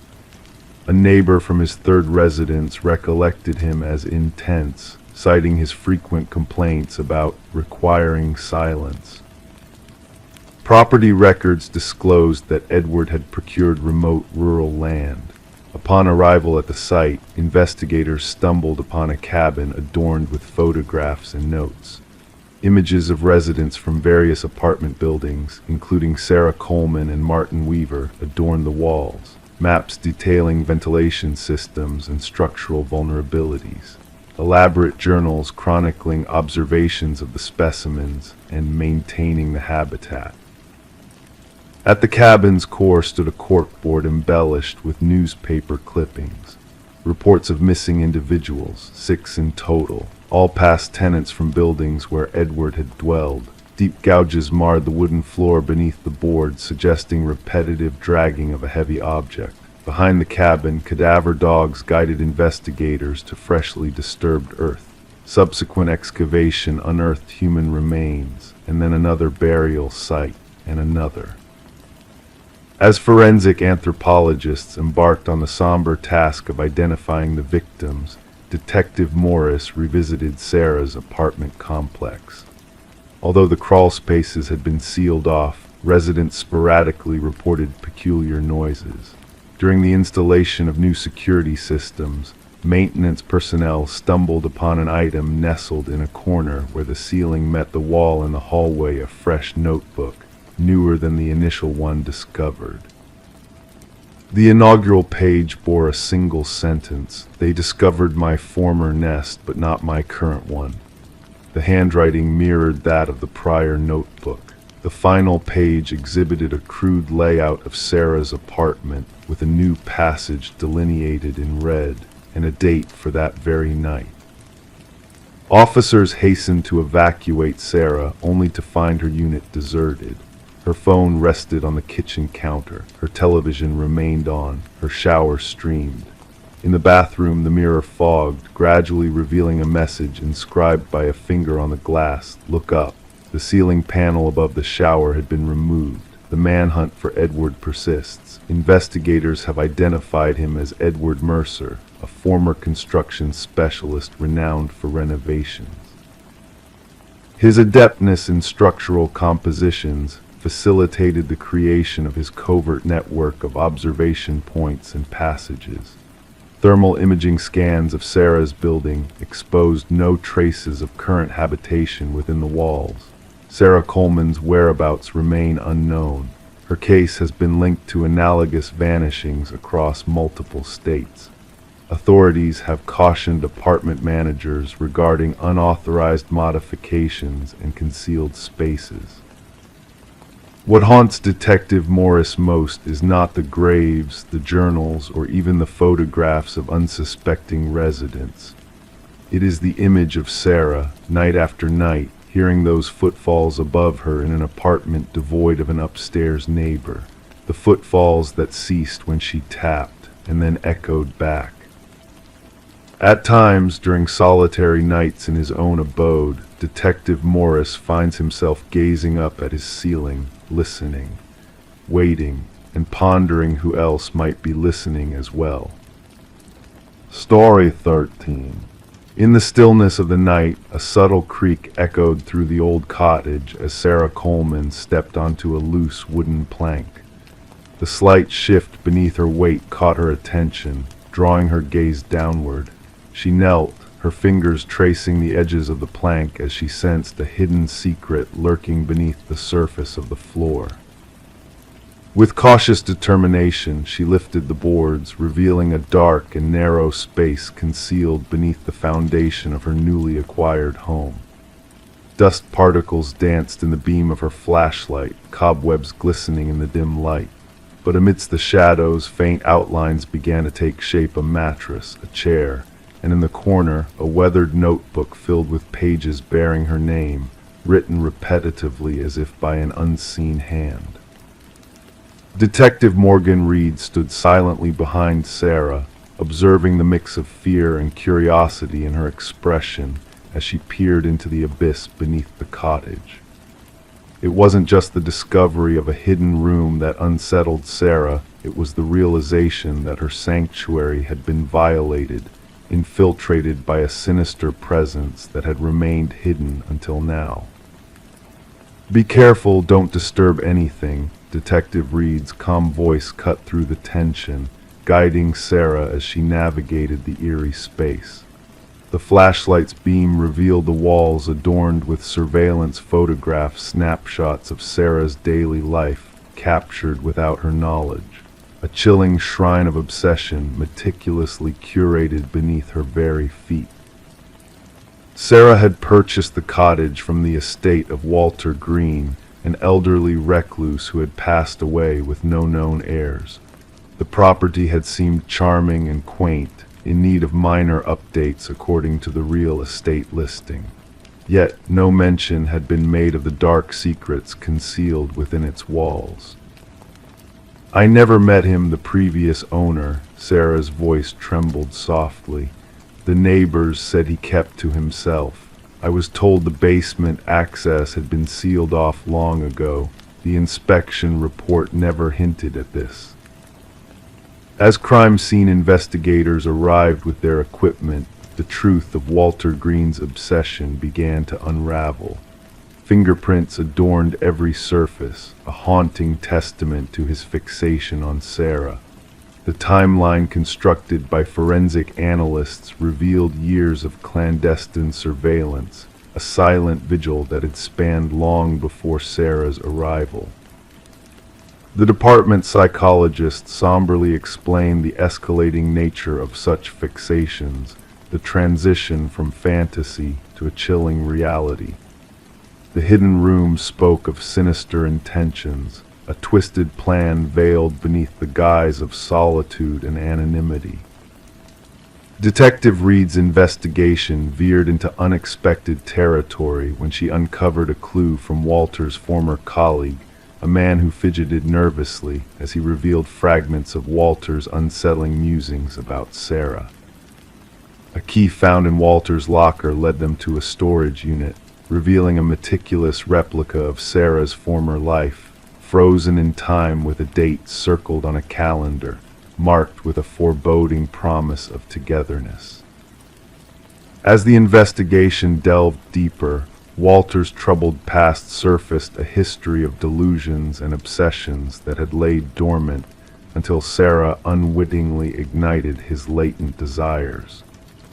The chilling realization that she had been the unwitting target of a deeply rooted fixation sent shivers down the spines of all involved. Sarah made the difficult decision to part ways with the cottage, the echoes of Walter's presence lingering too heavily within its walls. With a heavy heart, she bid farewell to the place that had unknowingly harbored her stalker's secrets, seeking solace in a fresh start far from the shadows of the past. The case closed with Walter's demise, officially labeled as stalking with intent to abduct, a fate narrowly avoided by Sarah's timely discovery. Detective Reed maintained a discreet vigil over Sarah, a silent guardian against the lingering threat that had once loomed so close to claiming her. The cottage found new owners, unaware of the darkness that had once lurked beneath its floorboards. The hidden room was sealed off, the echoes of a twisted obsession fading into the silence of forgotten secrets. Life moved on, but for those entwined in the tale of the hidden room, the chilling reminder of unseen dangers and the fragility of safety lingered on a haunting lullaby of the mysteries that lie beneath the surface, waiting to be uncovered in the depths of the night. Story 14: The Enigmatic Doll. In the forgotten depths of the attic, tucked away beneath a worn blanket, the discovery awaited. A porcelain doll, ancient and fragile, with eyes of painted blue that seemed to hold secrets untold. Sarah and Michael stumbled upon it, unfamiliar with its presence, dismissing it as just another relic of the past. Little did they know, a silent shift had begun. That night an eerie weight settled in the air, a palpable hush that stirred unease. Morning light revealed a chilling sight. The doll had vanished from its attic sanctuary, now perched ominously at the foot of their bed. Sarah and Michael, a young couple drawn to the allure of a Victorian home with a shadowed history, were unwittingly entwined in a tale not of their making. Detective Rachel Winters, in the stillness of an autumn dawn, was called to a scene shrouded in mystery. A woman, her form contorted in a ghastly pose, eyes wide with fear. Nearby, a man frozen mid-flight in a futile attempt to flee. No signs of struggle, no forced entry, only a haunting tableau of final moments meticulously staged. As Detective Winters unraveled the enigma, whispers of spectral laughter and fleeting shadows haunted the memories of neighbors. Traces of vintage fabrics clung to the air, leading a trail of clues to the attic's depths. Fingerprints absent, DNA silent, the specter of an invisible hand lingered in the silence. The house's dark past whispered of tragedies past, a lineage of untimely ends cloaked in inexplicable circumstances. An old newspaper clipping unveiled a tale of a doll maker and his spectral creations, a final doll mirroring a lost daughter's visage, a legacy of secrets bound in porcelain and flesh. In a hidden chamber, forgotten photographs revealed the doll maker's eerie artistry, capturing a doll that defied stillness, shifting between frames as if alive. Invisible handprints marked a spectral path from attic to chamber, a chilling echo of a life beyond the veil. A distant relative's cryptic tales spoke of arcane rituals and spirits tethered to objects, of dolls meant for more than play. A revelation that left the investigation adrift, lost in a sea of unanswered questions. The doll, a silent witness, vanished from custody, leaving behind a void of uncertainty. The house, a cursed relic of the past, changed hands once more, its attic now a barren canvas of whispers and shadows. Detective Winters, burdened by the weight of the unsolved, departed into the shadows of retirement, bearing a secret locked away in a photograph, a pact with the unknown. And so the house stood silent, its secrets buried in the attic's depths, a tale whispered in the night breeze. Neighbors spoke of a presence unseen, a laughter echoing in the stillness, a legacy of the enigmatic doll that lingered in the shadows of memory, a mystery never truly laid to rest. Story 15. The worn envelope bore the marks of time, its aged edges tinged with a yellow hue. Yet the stamp it held was fresh, as if just whisked away by the mail carrier a few days prior. With a delicate touch, the detective unfurled its contents, revealing a single sheet of paper, the words upon it typed in a rushed, uneven script. "I am sorry for what I did. A faint dampness lingered on the paper, a metallic scent clinging to its fibers. It was then that the detective's gaze fell upon the reddish smear along the bottom, a stark contrast against the white surface. It was not ink that stained the paper. Detective Sarah Morgan, with practiced precision, carefully placed the letter into an evidence bag, her gloved fingers ensuring no trace was disturbed. The forensics team's findings echoed her suspicions. The crimson mark was indeed human blood, its DNA a chilling match to an unsolved homicide case that had cast a long shadow over the department for years. The victim, a bright young journalist named Rebecca Warren, had been discovered in her apartment, her body bearing the cruel scars of multiple stab wounds. Missing was her laptop, her notes strewn across the floor in disarray, hinting that her demise might have been tied to an investigation she was fervently pursuing. Despite tireless efforts, countless interviews, exhaustive scrutiny, the case had grown cold, its secrets locked tight. And now this enigmatic letter had found its way to the precinct, bearing only the simple address, Homicide Division. Fingerprints were scarce on the paper, an envelope mere smudges hinting at gloved hands. But the postmark offered a slender thread to pull on, a glimmer of hope in the darkness. In the hushed confines of the briefing room, Morgan gathered her team, the walls adorned with the haunting imagery of crime scenes, timelines that led nowhere, and profiles of suspects who had slipped through their grasp. She affixed the image of the letter at the heart of the board, a pivotal moment in their pursuit. "This changes everything," she intoned, the weight of the revelation hanging heavy in the air. "Our perpetrator shows remorse." Detective James Chen, her stalwart partner since the case's inception, cast a critical eye over the letter. "Or perhaps they wish us to believe so," he countered, his tone laced with skepticism. "The blood, a macabre touch to play with our minds." The forensics team's meticulous work unveiled the unique impression patterns of the typewriter, a relic from a bygone era, its production long ceased. Rare but not impossible to unearth, they cast their net wide, reaching out to antique vendors and collectors across the region. As the investigation gained momentum, they delved deeper into Rebecca's life, her unwavering dedication to uncovering truths, to shining a light on corruption that festered in the shadows. Her editor painted a portrait of a relentless soul, a seeker of justice. Her final assignment, a delve into the murky dealings of a powerful family entwined with local politics, stood as a testament to her courage. The patriarch's recent passing had birthed a storm of discord, siblings locked in bitter dispute over a contested will, accusations of manipulation tearing at the family's fabric. In the course of re-examining the threads of Rebecca's narrative, the detectives turned their gaze to her boyfriend, Michael Barnes.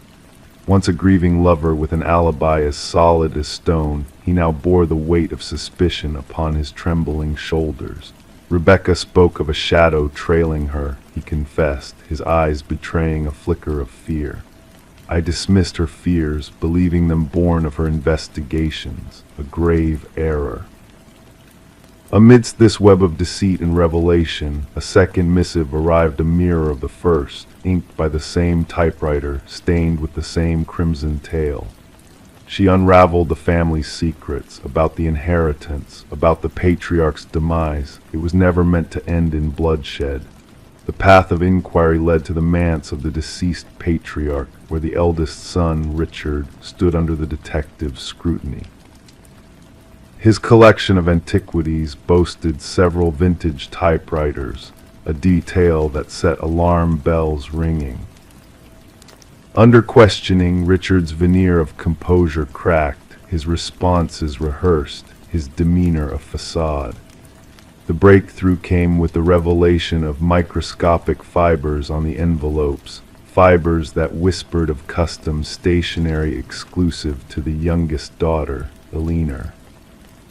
A fateful decision to lend Richard her stationery unveiled a clandestine chamber within his abode, a chamber lined with echoes of Rebecca's demise, newspaper clippings, surveillance snapshots, and the vintage typewriter that penned the ominous letters. The blood, a chilling echo of Rebecca's final moments. Yet the tapestry of deceit was not yet fully unfurled. A financial trail linking Richard to Michael emerged, payments exchanged in the shadowed weeks before Rebecca's untimely end. Confronted with the evidence, Michael's resolve crumbled. She had unearthed Richard's dark secret, he confessed, his words heavy with regret. I betrayed her trust, never fathoming the horrors that would follow. The final shard of truth fell into place with Alina's revelation, a clandestine recording capturing Richard and Michael's pact of silence, their chilling resolve to snuff out Rebecca's voice forever. In the stark confines of the courtroom, Richard's protestations of innocence rang hollow, his claims of conspiracy falling upon deaf ears. The scales of justice tipped decisively, the weight of evidence too damning to ignore. Guilty. As the gavel fell, sealing Richard's fate, Detective Morgan approached Rebecca's grieving parents, offering solace in the shadow of their loss. The chapters of justice may not bring back their daughter, but in the reckoning of the guilty, a semblance of closure was found. The blood-stained letters, poignant relics of a dark chapter, lingered in evidence, a testament to the unraveling of deception, to the inexorable pull of guilt that ensnares even the most cunning of culprits. The tale of Rebecca Warren wove itself into the annals of detective lore, a cautionary tale whispered to new investigators, a reminder that sometimes the key to unlocking a mystery lies not in the glint of high-tech wizardry, but in the whisper of an old typewriter, in the echo of remorse that heralds the downfall of those who dare to tread the path of darkness. Story 16, the gentle current whispered its lullaby that peaceful morning, caressing the glassy, still water. The fisherman's eyes skimmed the surface, almost missing the sight of a solitary suitcase bobbing near the shore. At first glance, it appeared as if somebody had callously discarded a pile of old clothes. However, as he approached, the pungent stench assaulted his senses, thick, suffocating, unmistakable. The case was enveloped in chains, its edges tarnished from exposure to the elements. When authorities pried it open, they were met not by garments, but by a haunting sight. Strands of hair tangled within, fingers clenched in a frozen grip, and nestled at the bottom, a chilling note, "This isn't the first." Detective Sarah Mercer delicately pressed her handkerchief to her nose, her gaze sweeping over the somber scene before her. The victim, a woman in her mid-30s, with dark locks and now pallid skin marred by water, lay silently. The meticulous medical examiner meticulously documented every detail, capturing the essence of the tragedy before the body was tenderly lifted away. What struck Mercer most profoundly was not the method of disposal, but the meticulous care taken in presenting the victim manicured nails, freshly styled hair, adorned in luxurious attire. She wasn't merely disposed of here, Mercer observed, watching the tranquil water lap against the muddy banks. She was arranged, showcased. The victim was soon identified as Catherine Walsh, a renowned real estate agent renowned for her sales of prestigious properties. Divorced, childless, she resided alone in an affluent neighborhood.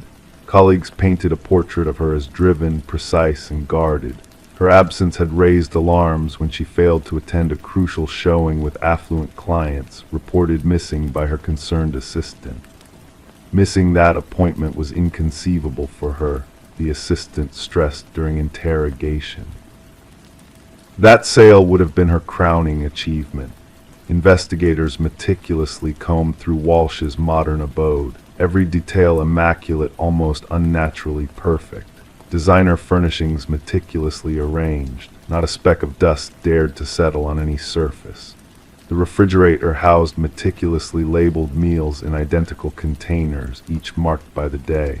Her wardrobe revealed garments arranged by hues, shoes cocooned in protective sheaths. The anomaly lingered in her home office. A slightly ajar drawer. Within, a leather-bound journal awaited. The final entry hauntingly read, "He's watching once more. Same vehicle, different plates." Delving into Walsh's digital footprint unveiled a peculiar pattern, numerous messages from unfamiliar accounts, all echoing the same eerie phrase, "I see your perfection," each dispatched precisely at the same moment on varying days. Her browsing history divulged repeated quests for home security systems and personal safeguarding devices. Mercer, connecting these puzzle pieces with the crime scene evidence, confided in her partner, "Our perpetrator is methodical. This wasn't born of rage. This was a meticulously crafted ritual." A breakthrough emerged from an unexpected source.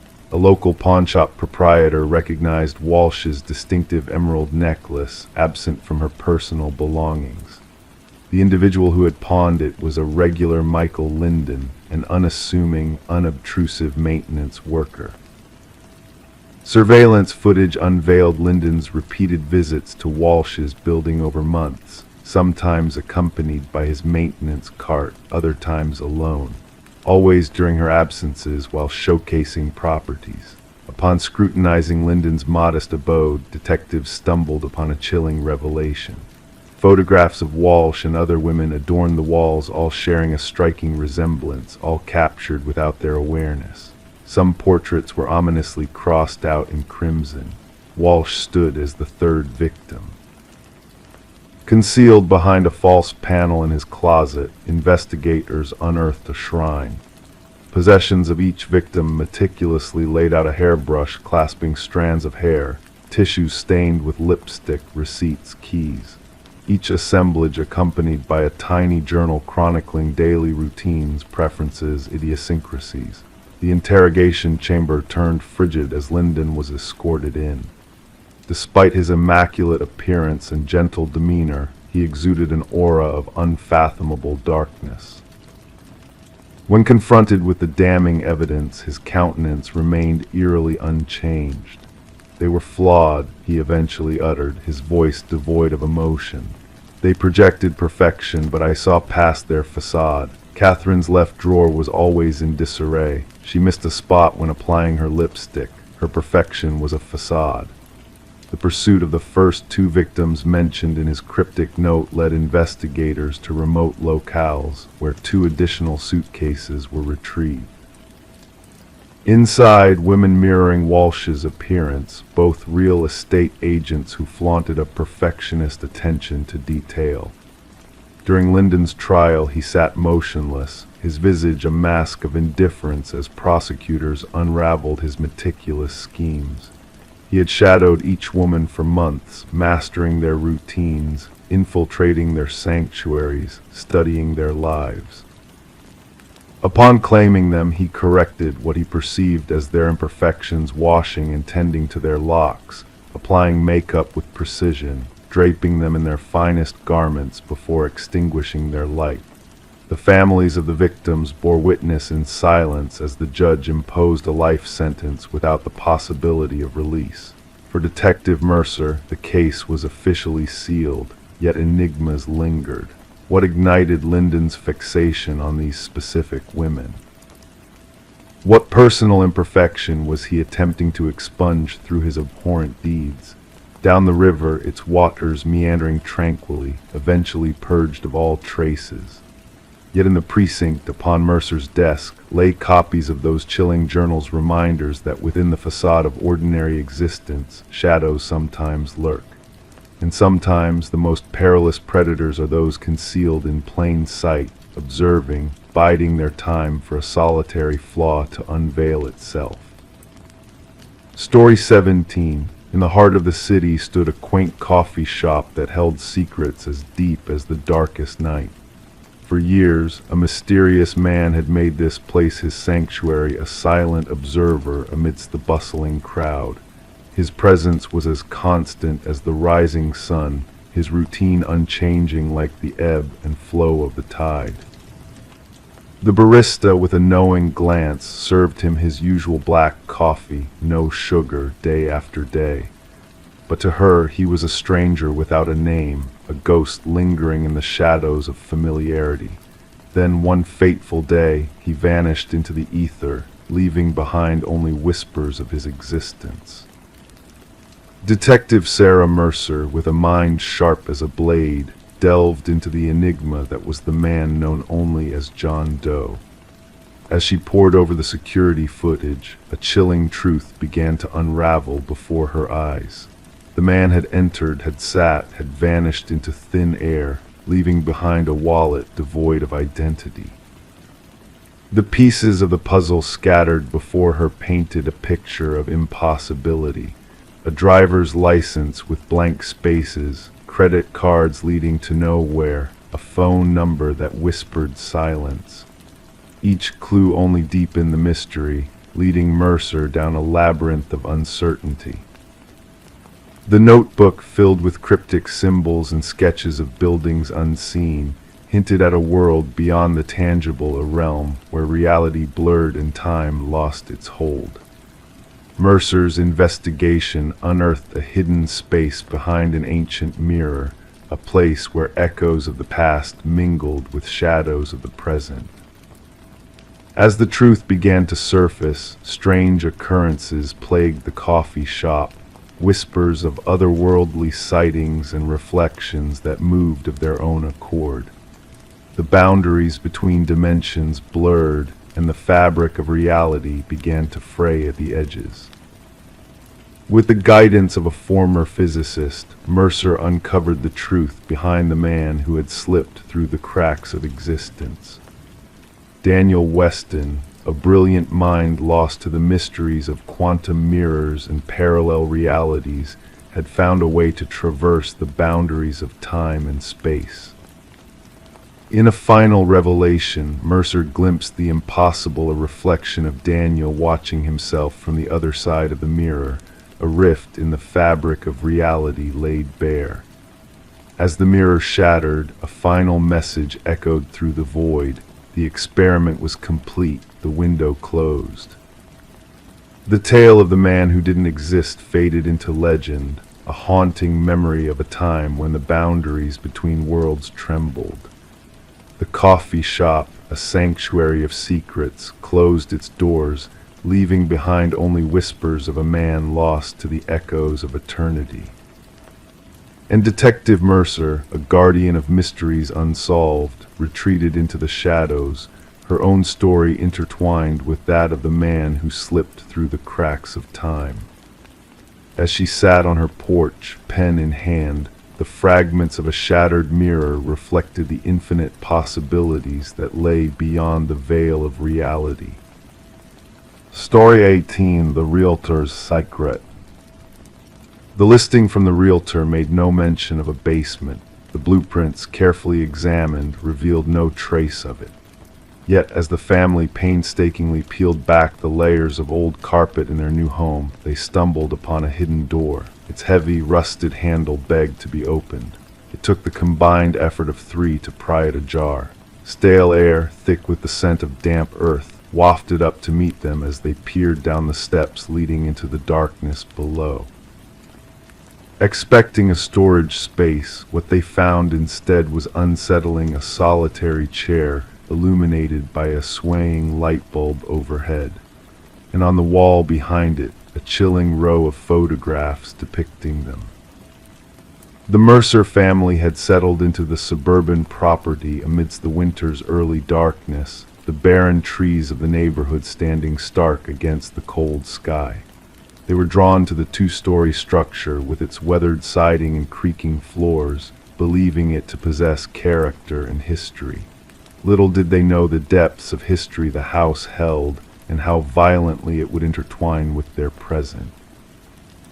Detective Sarah Connors and her partner arrived at the property, greeted by the scene secured by the crime scene unit's yellow tape fluttering in the wind. Mrs. Mercer's voice had trembled over the phone as she described the eerie discovery beneath their living room floor. Connors wasted no time, donning latex gloves with practiced efficiency. The flash of cameras illuminated the stairwell, capturing the eerie ambience. The wooden steps groaned underfoot as they descended into the small basement, akin to a standard bedroom, its concrete walls painted a dull gray. A lone chair stood anchored to the floor in the center, beneath the harsh glow of the bare bulb casting eerie shadows that danced in the still air. But it was the wall of photographs that held them spellbound, meticulously arranged in chronological order, depicting the Mercers in mundane moments of their lives. As the investigation unfolded, no signs of forced entry were found, no stolen items, only an invasion of privacy that shattered the family's sense of security. Forensics uncovered fingerprints, predominantly from the property's past owners. Delving into the house's history, they unearthed a troubling pattern of short-lived ownership and obscured records. Interviews with the contractor who renovated the house shed little light on the mystery. He vehemently denied the existence of the basement or the room within.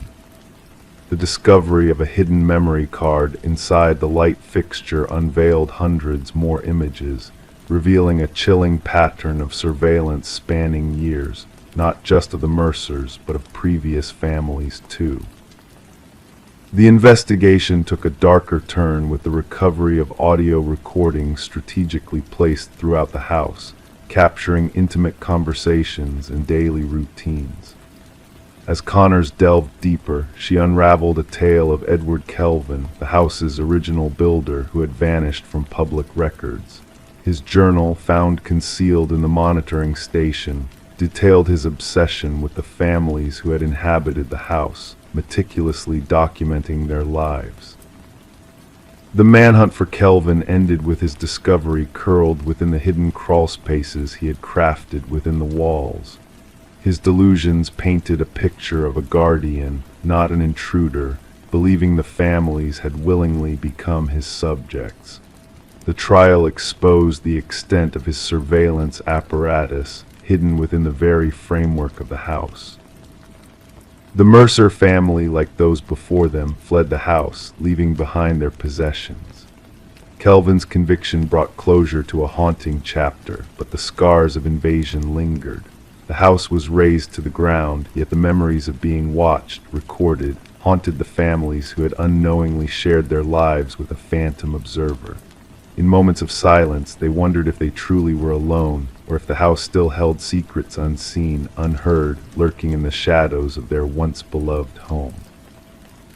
Story 19. In a house filled with shadows and silence, there existed a place that held a secret. High above, where the ceiling met the sky, the attic lay hidden from sight, a realm of forgotten treasures blanketed in dust and draped with the delicate threads of cobwebs. It was a realm that Rebecca Morgan seldom ventured into, for a sense of unease always settled within her whenever she climbed the creaking stairs to that secluded space. But on a night when the storm raged outside, its fury causing a leak in the roof that demanded attention, Rebecca found herself reluctantly ascending to the attic. As she pushed open the creaking door, a musty scent enveloped her, mingling with the dampness that seeped through the cracks in the old wooden floor. Amidst the dim light filtering through a small, dust-covered window, her eyes fell upon an old dollhouse tucked away in the farthest corner. It stood there, silent and still, its miniature form a replica of a bygone era. Intricately detailed, with tiny furniture arranged with meticulous care, it beckoned to her with a haunting allure. Approaching the dollhouse, Rebecca's gaze fixed upon the tiny figures within, but her heart skipped a beat as she realized they were not mere dolls. No, these figures were different. They were small, hand-carved replicas of her own family, each one positioned exactly as they had been downstairs in the living room. Each one, that is, except for her own figure. There, by the attic door, stood a miniature version of herself, frozen in time with an expression of eerie familiarity etched upon its tiny features. Rebecca's fingers trembled as she reached out to touch the dollhouse, tracing the roof where her miniature likeness stood, a silent sentinel in a world of make-believe. A shiver ran down her spine, a chill that had nothing to do with the cold draft whispering through the rafters. This dollhouse did not belong here. This was not her childhood home. It was a rental property her family had only recently moved into. Confusion and fear gripped her heart as she realized the implications of this strange discovery. The night unfolded like a tapestry woven with threads of mystery and dread. Rebecca's frantic call to the authorities brought forth a team of officers to the suburban residence, where a family in turmoil awaited their arrival, huddled together in the living room below, their eyes wide with fear. Detective Sarah Harmon, the lead investigator, initially brushed off their concerns as mere paranoia, a trick of the mind in the face of unfamiliar surroundings. But as she delved deeper into the enigma of the dollhouse, she too felt the tendrils of unease winding around her thoughts. What struck her most were the details, each miniature figurine capturing a unique essence of its real-life counterpart. The father's graying hair, the son's favorite hoodie, the mother's birthmark, all meticulously recreated in miniature form, down to the smallest nuances. Forensic teams uncovered fingerprints on the dollhouse that did not belong to any member of the Morgan family. And hidden within the tiny figure's eyes were microscopic cameras, their lenses gazing out at the world with a watchful gaze that sent shivers down the spines of all who beheld them. As the investigation unfolded, a pattern emerged, a sinister web of surveillance that had ensnared the unsuspecting family within its grasp. The positions of the miniature figures did not merely mimic the family's movements on that fateful evening. They mirrored moments from days long past, hinting at a presence that had lingered in the shadows, observing their every move. "We are not dealing with a mere stalker," Detective Harmon mused, her voice tinged with a note of disbelief. "This goes beyond obsession. This is a level of intrusion that defies comprehension." A hidden passageway concealed behind a false wall in the pantry revealed a chilling truth that someone had been living beneath the family's feet, a phantom presence lurking in the darkness, unseen and unknown. Food wrappers, water bottles, a sleeping bag all whispered of a clandestine existence that had gone undetected until now. And yet the most baffling aspect was the absence of forced entry, the mystery of how this intruder had gained access to a house that had stood vacant for months before the Morgans arrived.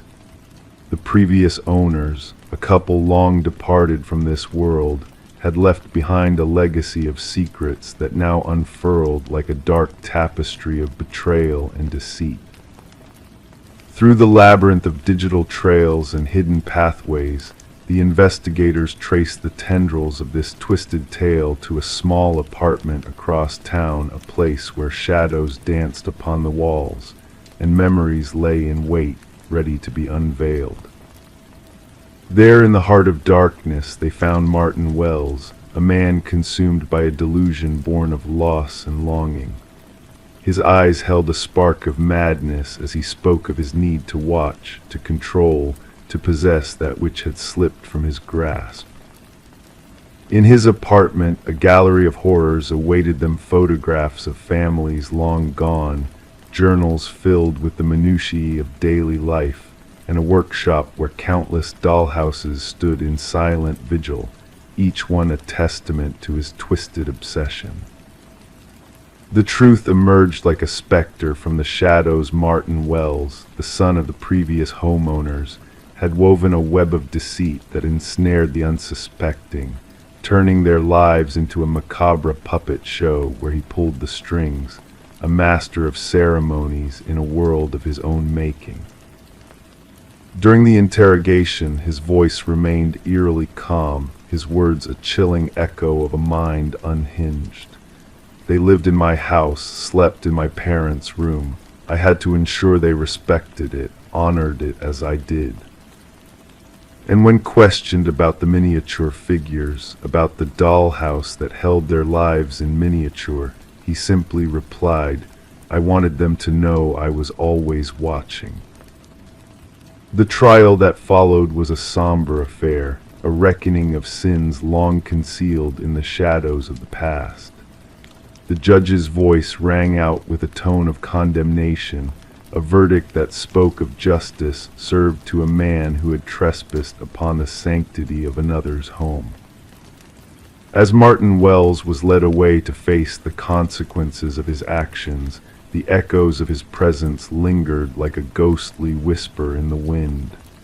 The dollhouse was dismantled, its tiny inhabitants scattered to the winds, their silent vigil at an end.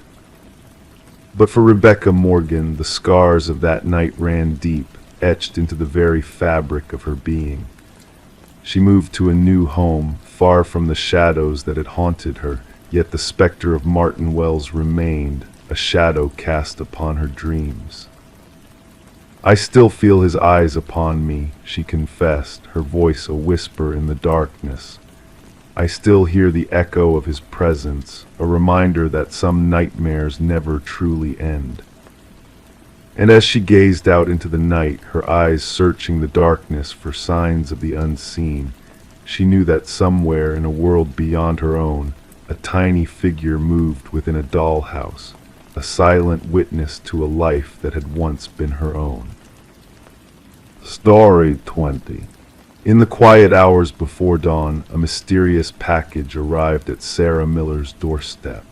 No return label, no tracking number, just a damp cardboard box, as if it had traveled through the night mist to find her.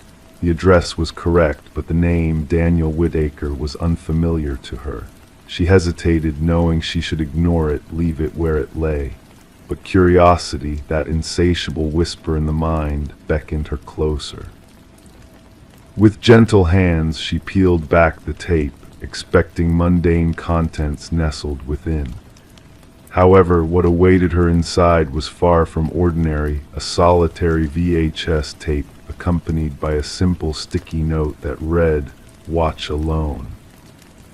Sarah held the black plastic cassette in her hands, feeling a weight that seemed to defy its physical dimensions.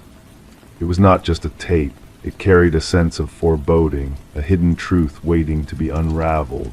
Her fingers traced the edges, exploring the imperfections etched into the worn casing, while the handwritten note bore the urgency of unknown secrets, penned with a fervor that left its mark on the paper.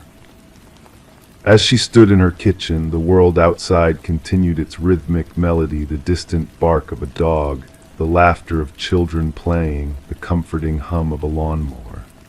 Life flowed on, unaware of the enigma that had crossed Sarah's threshold. She brought the package inside, setting it down with trepidation on the counter. The name, Daniel Whitaker, whispered mysteries she had yet to uncover. Despite her better judgment, Sarah slid the tape into her old VCR, its flickering screen casting shadows across the room. Static crackled before coalescing into a dimly lit room where a man sat, his features shrouded in darkness.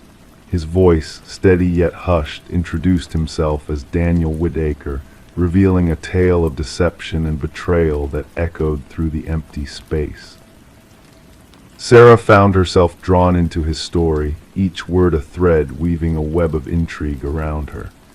Daniel's words painted a picture of innocence tainted by circumstance, of a life upended by a crime he swore he did not commit.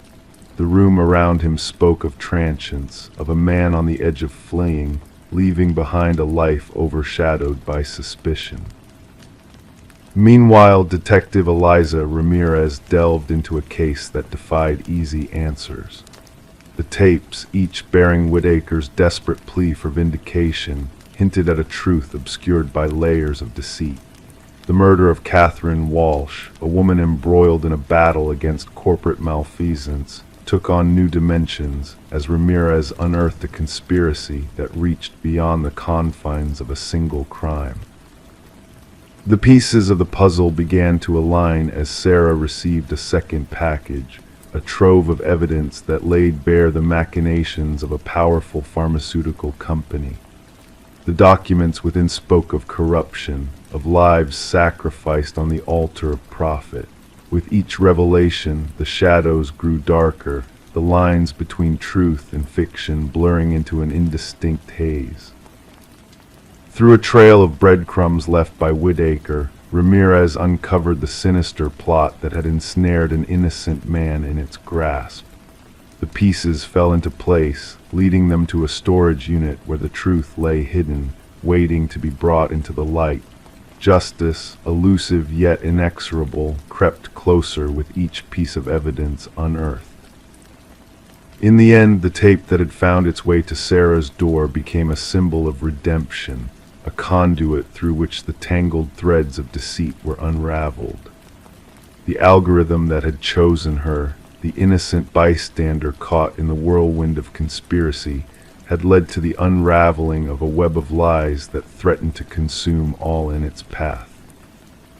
As Sarah and Whitaker stood face to face, the weight of their shared ordeal hung heavy in the air. The wrong address, the chance encounter, had set in motion a chain of events that culminated in the exposure of a truth long buried. In that moment of quiet understanding, they realized that sometimes justice arrives not with a bang, but with a whisper carried on the wind of fate. The VHS tapes, now silent witnesses to a tale of deception and redemption, stood as a testament to the power of truth, waiting patiently for someone willing to listen, to unravel the secrets they held within. Story 21. In a quaint town where the whispers of history lingered in the shadows, a young couple eagerly prepared for the arrival of their first child. The nursery, a room steeped in faded blue hues, held a silent tale within its walls. As the soon-to-be mother carefully applied a fresh coat of white paint, a hidden message emerged, cryptic and chilling. "Don't let it hear you," the words whispered from beneath the surface, sending shivers down her spine. Startled, she took a step back, her eyes scanning the room. And there, impossibly high on the wall, were tiny handprints in the wet paint imprints of a spectral presence, unseen yet palpably haunting. This eerie revelation marked the beginning of a mystery that would envelop the Morgan residence in a veil of dread, earning it the infamous moniker of the Whispering House. Detective Sarah Klein, a seasoned investigator with a keen eye for the enigmatic, arrived at the residence, notebook in hand. The expectant mother, her belly swollen with life, greeted the detective with a weariness that spoke of sleepless nights and unspoken fears. Trembling, she recounted the unsettling discovery of the hidden message and ghostly handprints that defied logic. The young couple had acquired the Victorian-style home at a bargain price, unaware of the dark history that lurked within its walls. Previous owners had fled under mysterious circumstances, leaving behind a legacy of dread that now seeped into the very foundation of the house. As Detective Klein delved deeper into the house's murky past, a chilling pattern emerged. The property had changed hands numerous times, each family fleeing in haste, their children plagued by whispers in the night and unseen eyes watching their every move.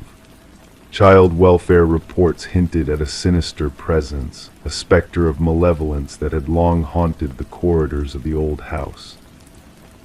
Records revealed a harrowing tale from decades past the house's former owner. Eleanor Blackwood, a woman shrouded in mystery, had run a clandestine orphanage within its walls. 5 children had vanished under her care, their fate a macabre puzzle that had remained unsolved for generations. The detective's investigation unearthed a hidden chamber behind the nursery wall, a chamber that held the chilling remnants of the past children's belongings, a silent testament to lives cut short in the pursuit of twisted immortality. The spectral handprints, identical in size and placement, bore witness to the tragedy that had unfolded within those cursed walls. With a sense of grim determination, Detective Klein pushed for further exploration, uncovering a grim truth buried beneath the house's very foundation. Ground-penetrating radar revealed 5 small shapes beneath the concrete floor, each a grim echo of a life lost too soon.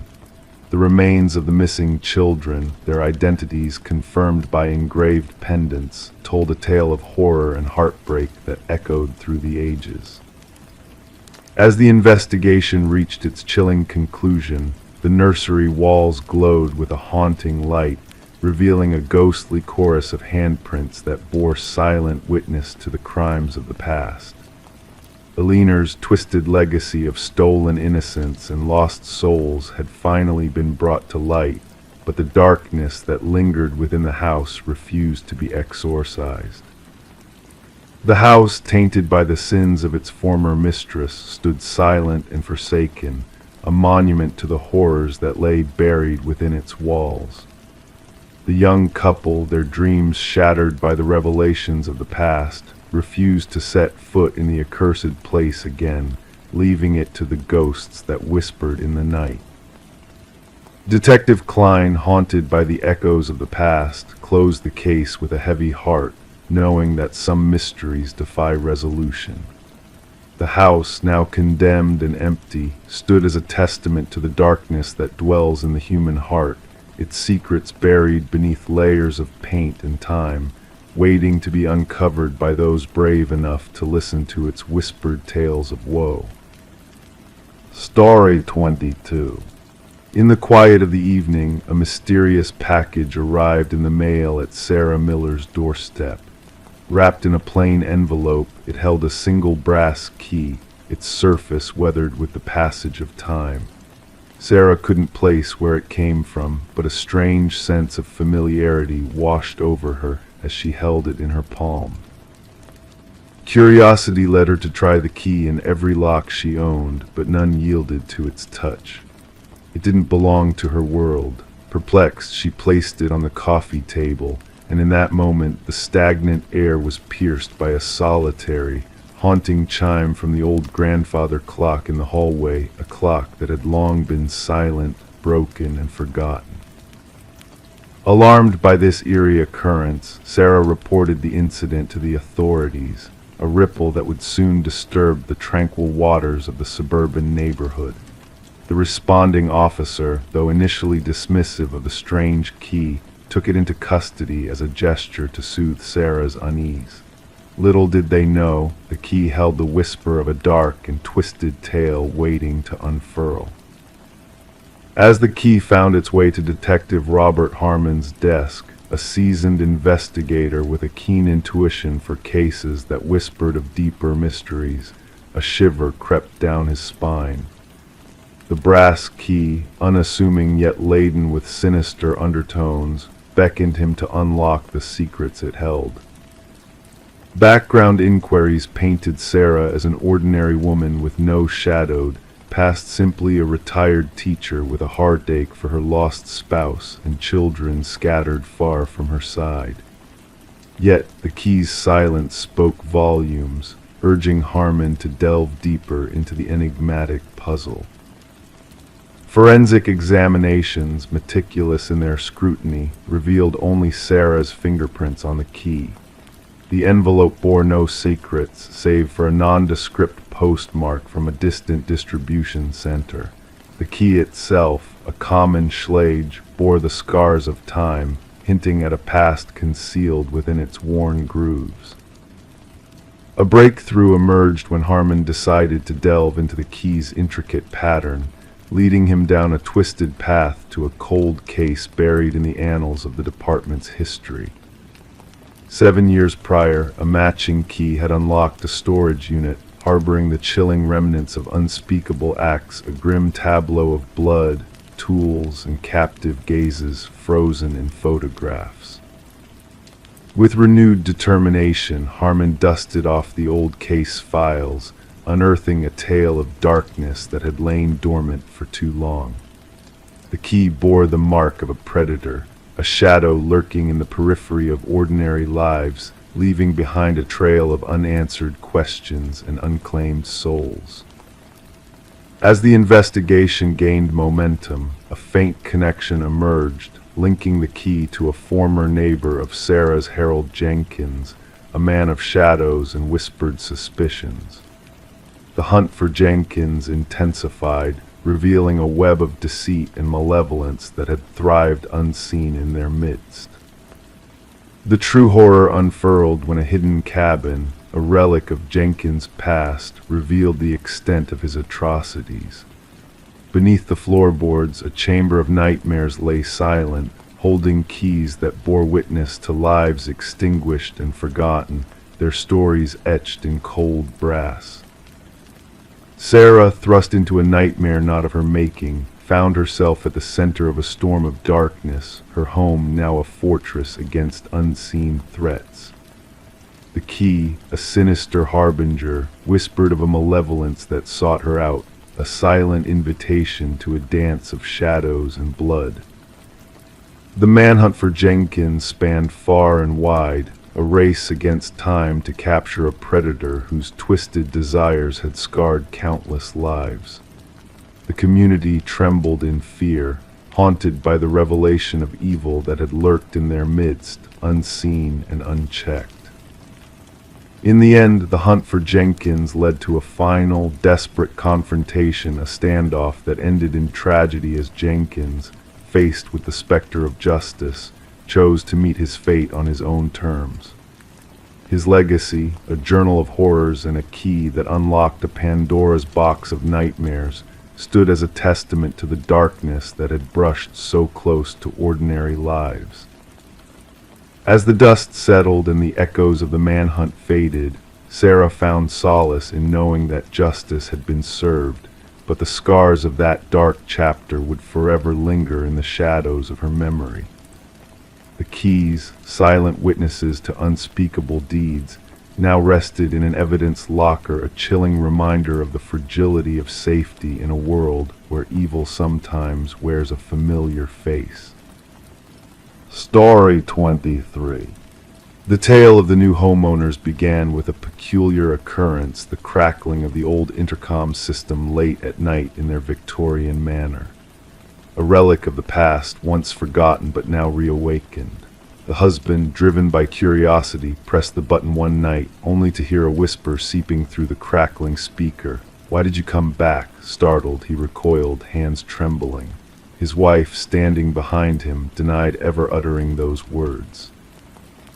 The manor, nestled amidst ancient oak trees, exuded an air of mystery, its aged facade concealing a modern interior transformed by its new owners, Daniel and Meredith Parker. The couple had acquired the property at a surprisingly low price, the real estate agent's unease palpable during the walkthrough. Detective Sarah Reeves arrived at the manor, the gravel beneath her unmarked vehicle's tires echoing in the night. The call had hinted at a potential break-in, but there was an underlying sense that more lay beneath the surface. Daniel Parker, his complexion ashen in the dim light, met her at the door and led her inside.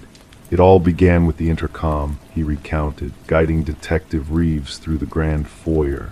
Static, then whispers, then full sentences.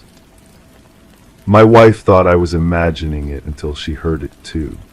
In the living room, Meredith sat rigid on an antique sofa, her hands gripping a steaming mug untouched. "We uncovered something behind the wall," she divulged. Daniel was expanding the pantry, and behind the drywall her voice faltered. Wrapped in decaying plastic, they had found a small leather-bound journal. Detective Reeves' gloved hands carefully turning the brittle pages revealed the writings of Alina, the previous owner. Her elegant yet frantic script chronicled her fear of her husband Vincent's intentions to harm her. The final entry, 30 years old, marked the end of the journal's entries. The previous owners had mentioned buying the house from an elderly man who had relocated to a retirement community. Investigations unveiled the truth behind Vincent and Alina Blackwood's ownership of the house. Records indicated Vincent sold the property shortly after Alina's disappearance, with no trace of her whereabouts. Ground-penetrating radar detected anomalies beneath the garden shed's foundation. As the concrete was breached, human remains surfaced, identified as a woman in her 40s with signs of head trauma. A gold wedding band inscribed to Alina, "My eternal love," was found among the bones. Vincent Blackwood, now elderly and residing in a care facility, comprehended the charges against him. In a chilling admission, he confessed to silencing Alina, citing her incessant voice through the intercom. He had orchestrated a charade of her departure, even sending forged postcards to neighbors. The trial concluded swiftly, Vincent pleading guilty to the murder. The judge acknowledged the premeditated nature of the crime and the years of deception. Daniel and Meredith, unable to bear the weight of the house's dark past, sold the property after a memorial for Alina in the restored garden.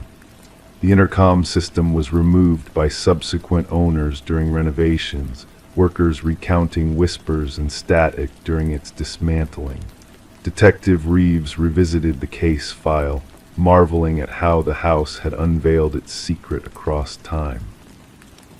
The story earned the moniker "The House That Answered Back" among local law enforcement, a testament to Alina's enduring voice.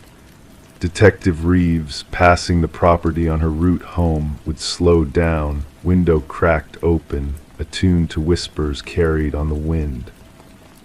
Story 24: The Secrets Within the Walls. The aged apartment exuded a sense of history, its walls holding secrets whispered by time itself. The heating system emitted a low groan, the pipes rattling in a familiar rhythm that echoed through the corridors. To its inhabitants, these sounds were just part of the building's character, nothing out of the ordinary, or so they believed. One fateful night, a presence made itself known, a voice, soft and barely audible, drifting through the vents like a ghostly whisper. It was not the typical background noise of a neighbor's conversation. This voice was different, calling out a name with an eerie familiarity. The listener pressed closer to the vent, heart quickening in her chest. A chill breeze brushed past her cheek, carrying with it a teasing message: "I know you can hear me." Detective Morgan Shaw found herself at the heart of an enigma, standing amidst the silence of the vacant apartment. Her gaze fixated on the rusted vent cover, forcibly removed from the wall. The forensic team meticulously combed through the scene, capturing every detail with their flashing cameras. The missing woman, Alina Reeves, had been gone for a week before her absence was noted by the building's management. What they uncovered within the ventilation system was beyond comprehension.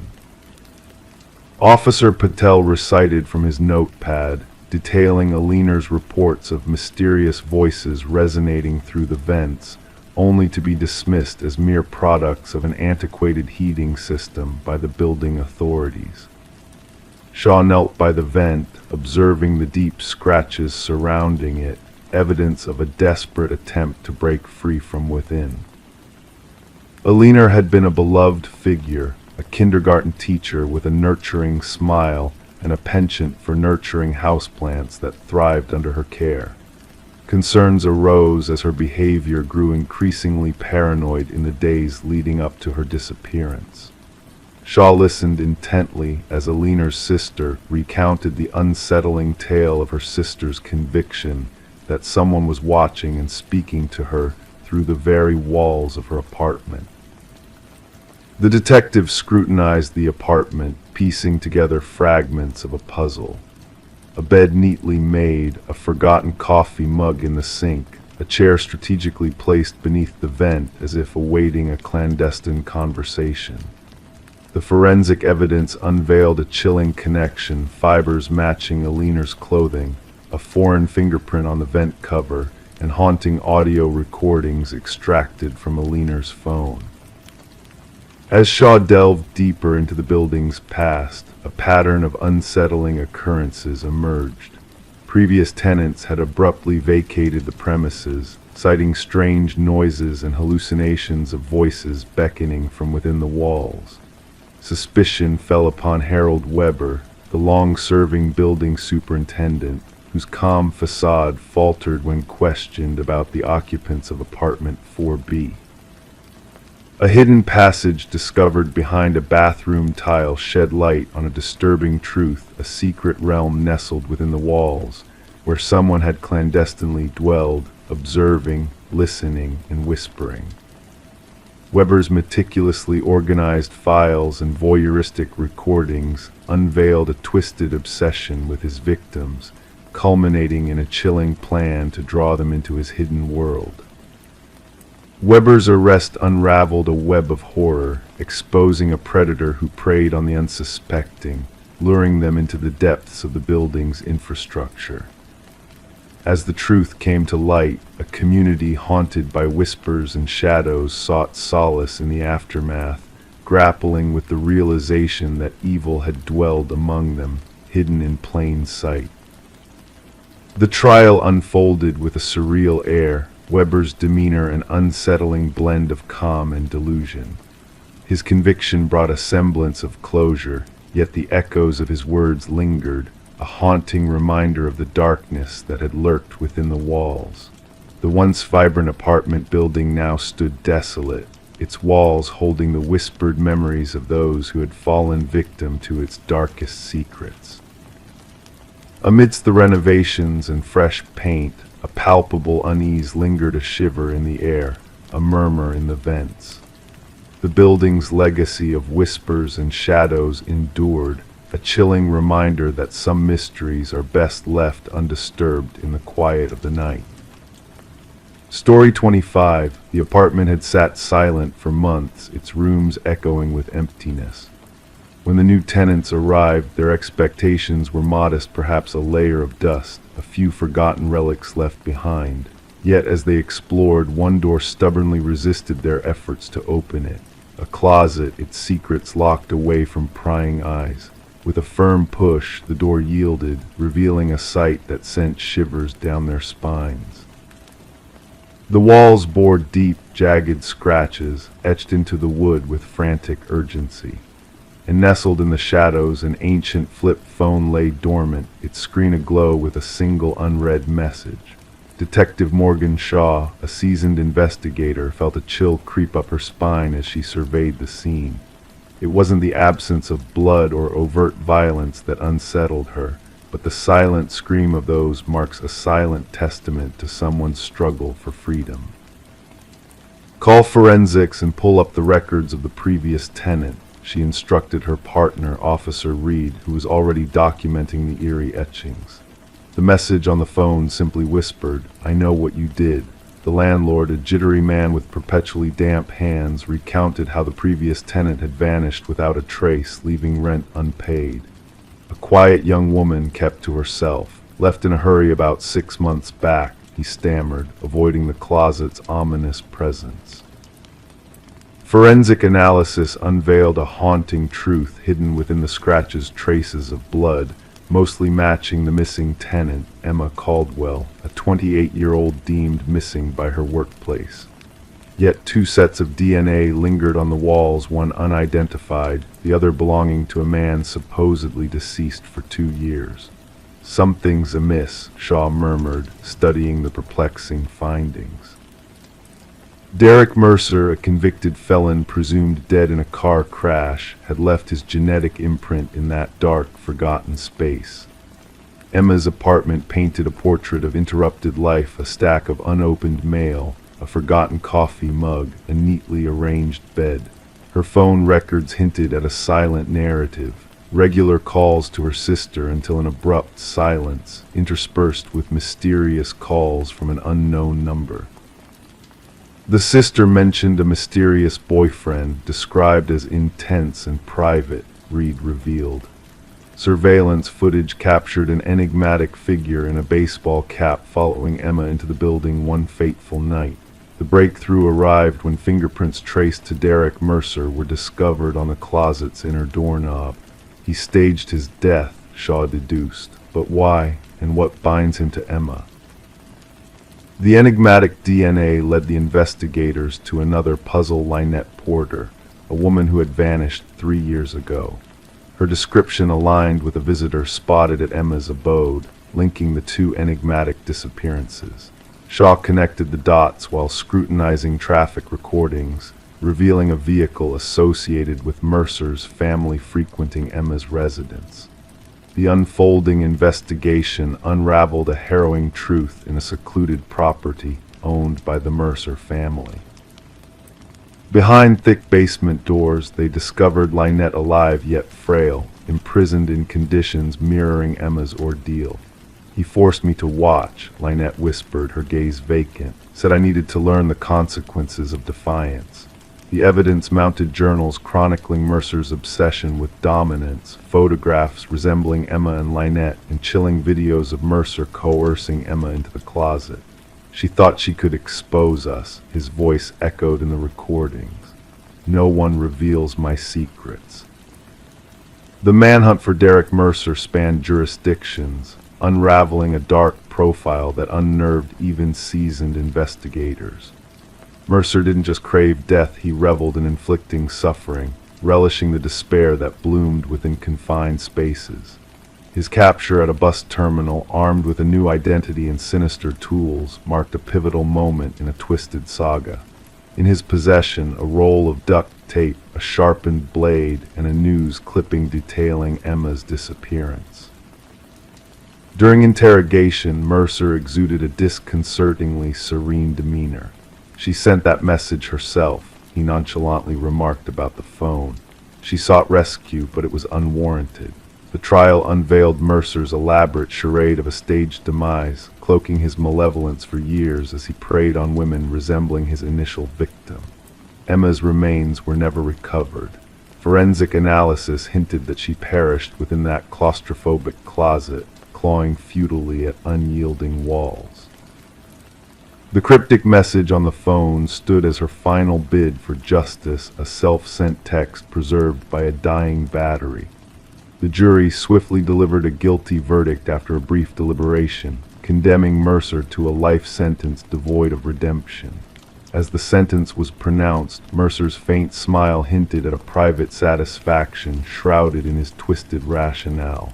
At the sentencing, Lynette Porter addressed the court. "He trapped us in darkness because his soul dwells in shadows.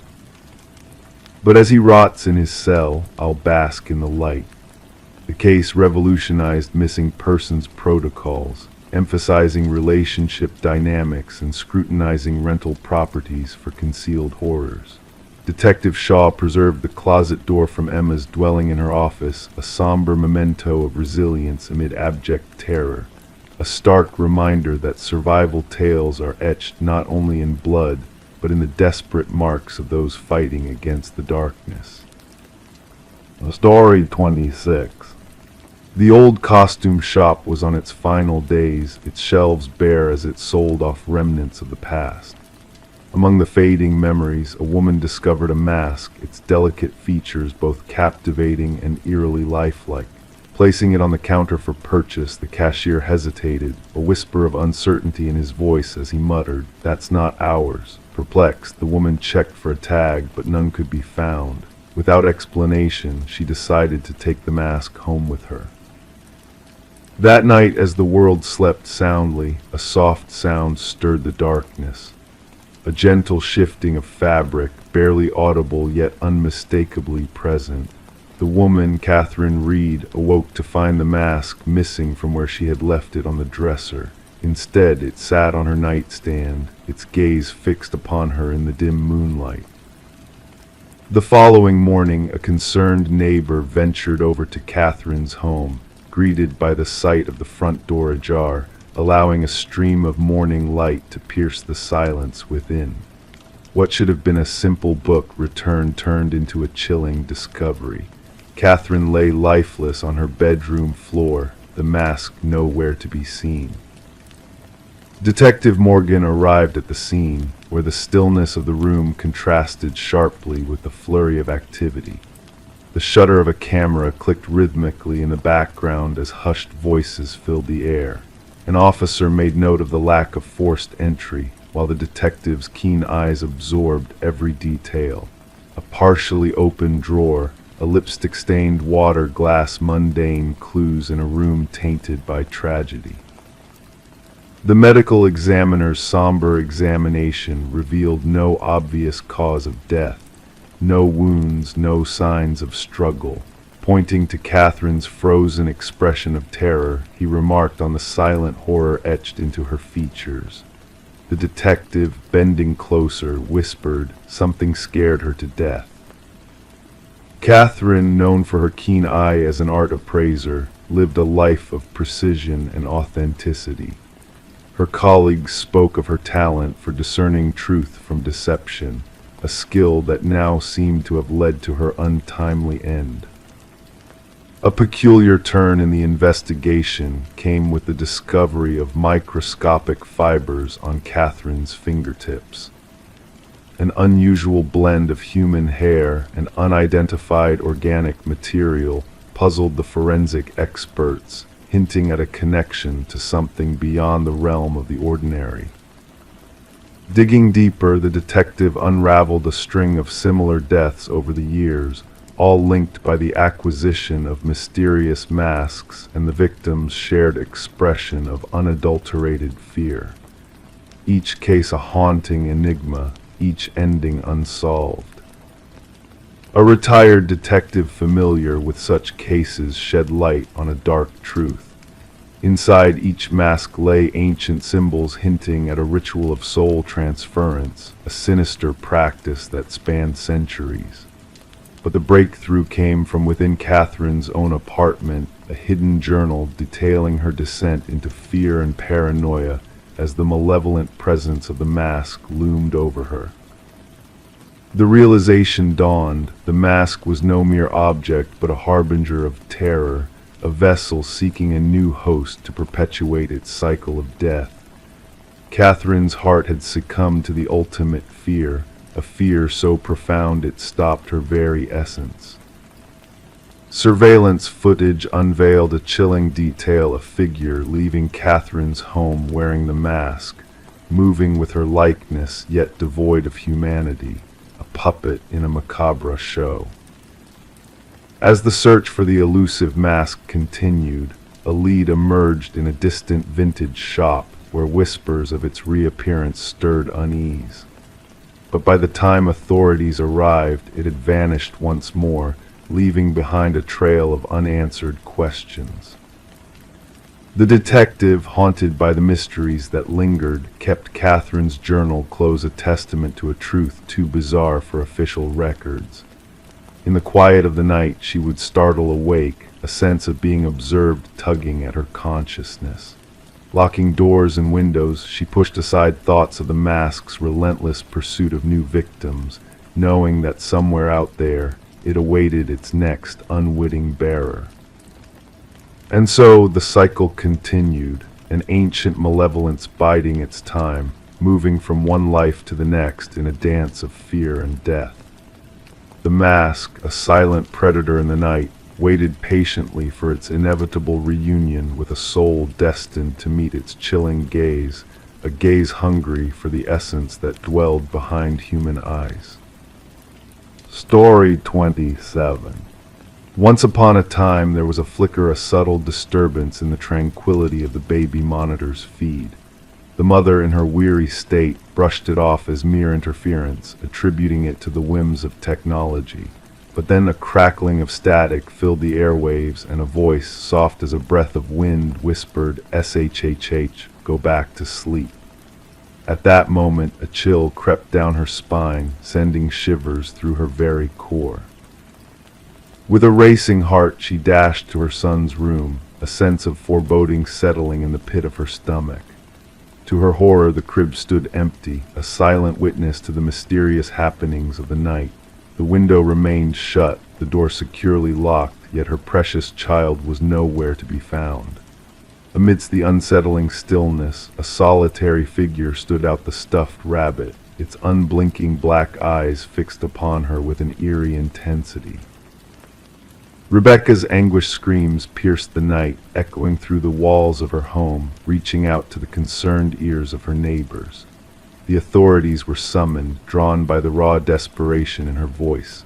And when they arrived, they found her huddled on the nursery floor, clutching the stuffed rabbit to her chest, lost in a world of despair and disbelief. Samuel, her 4-month-old infant, had vanished without a trace, leaving behind a void that seemed insurmountable. The investigation that followed was fraught with confusion and dead ends. No signs of forced entry marred the pristine facade of the home. The security system stood unwavering in its vigilance, offering no clues to the enigma that unfolded within its walls. The baby monitor footage, once a source of comfort, now held only the haunting echo of that mysterious voice and the unsettling crackle of interference. As suspicion cast its shadow upon Rebecca, her every move scrutinized and dissected, a glimmer of hope emerged. Tiny fibers, imperceptible to the naked eye, were discovered on the nursery windowsill, a clue, a thread that led the investigators down a new path. These fibers, foreign and unfamiliar, whispered of a clandestine entry, of a skilled intruder navigating the shadows of the night. The focus shifted, casting a new light on Daniel, Rebecca's distant husband, who had been absent during the night of Samuel's disappearance. His return brought with it a cloud of doubt and suspicion, as his evasive answers and peculiar calluses raised red flags in the minds of the detectives. A web of deceit began to unravel, revealing a hidden life, a second family kept in the shadows. The pieces of the puzzle fell into place with a chilling clarity. The baby monitor, once a tool of reassurance, emerged as a weapon of deception. Its signal had been tampered with, its whispers of comfort twisted into a sinister lullaby. And in a dark basement, a truth long buried came to light: Samuel, alive and well, in the care of a woman with haunted eyes and a fractured soul. Elaine, the specter of the past, emerged as the orchestrator of the macabre drama that unfolded that fateful night. Her motives, born of loss and desperation, painted a grim portrait of betrayal and obsession. And Daniel, complicit in the heinous scheme, could no longer evade the damning evidence that tied him to the crime. As the trial unfolded, the courtroom held its breath, the air heavy with the weight of truth and deceit. The enhanced audio from the baby monitor echoed through the chamber, revealing the dark undercurrents that had led to Samuel's abduction. And in the silence that followed, justice was served, the guilty parties held to account for their sins. Rebecca and Samuel, survivors of a nightmare, sought solace in a new beginning, a life untainted by the shadows of the past. The baby monitor, a silent witness to their ordeal, remained a silent sentinel, a reminder of the darkness that once threatened to consume them. And as they embarked on a journey of healing and redemption, they carried with them the knowledge that even in the darkest of nights, the light of truth would always prevail.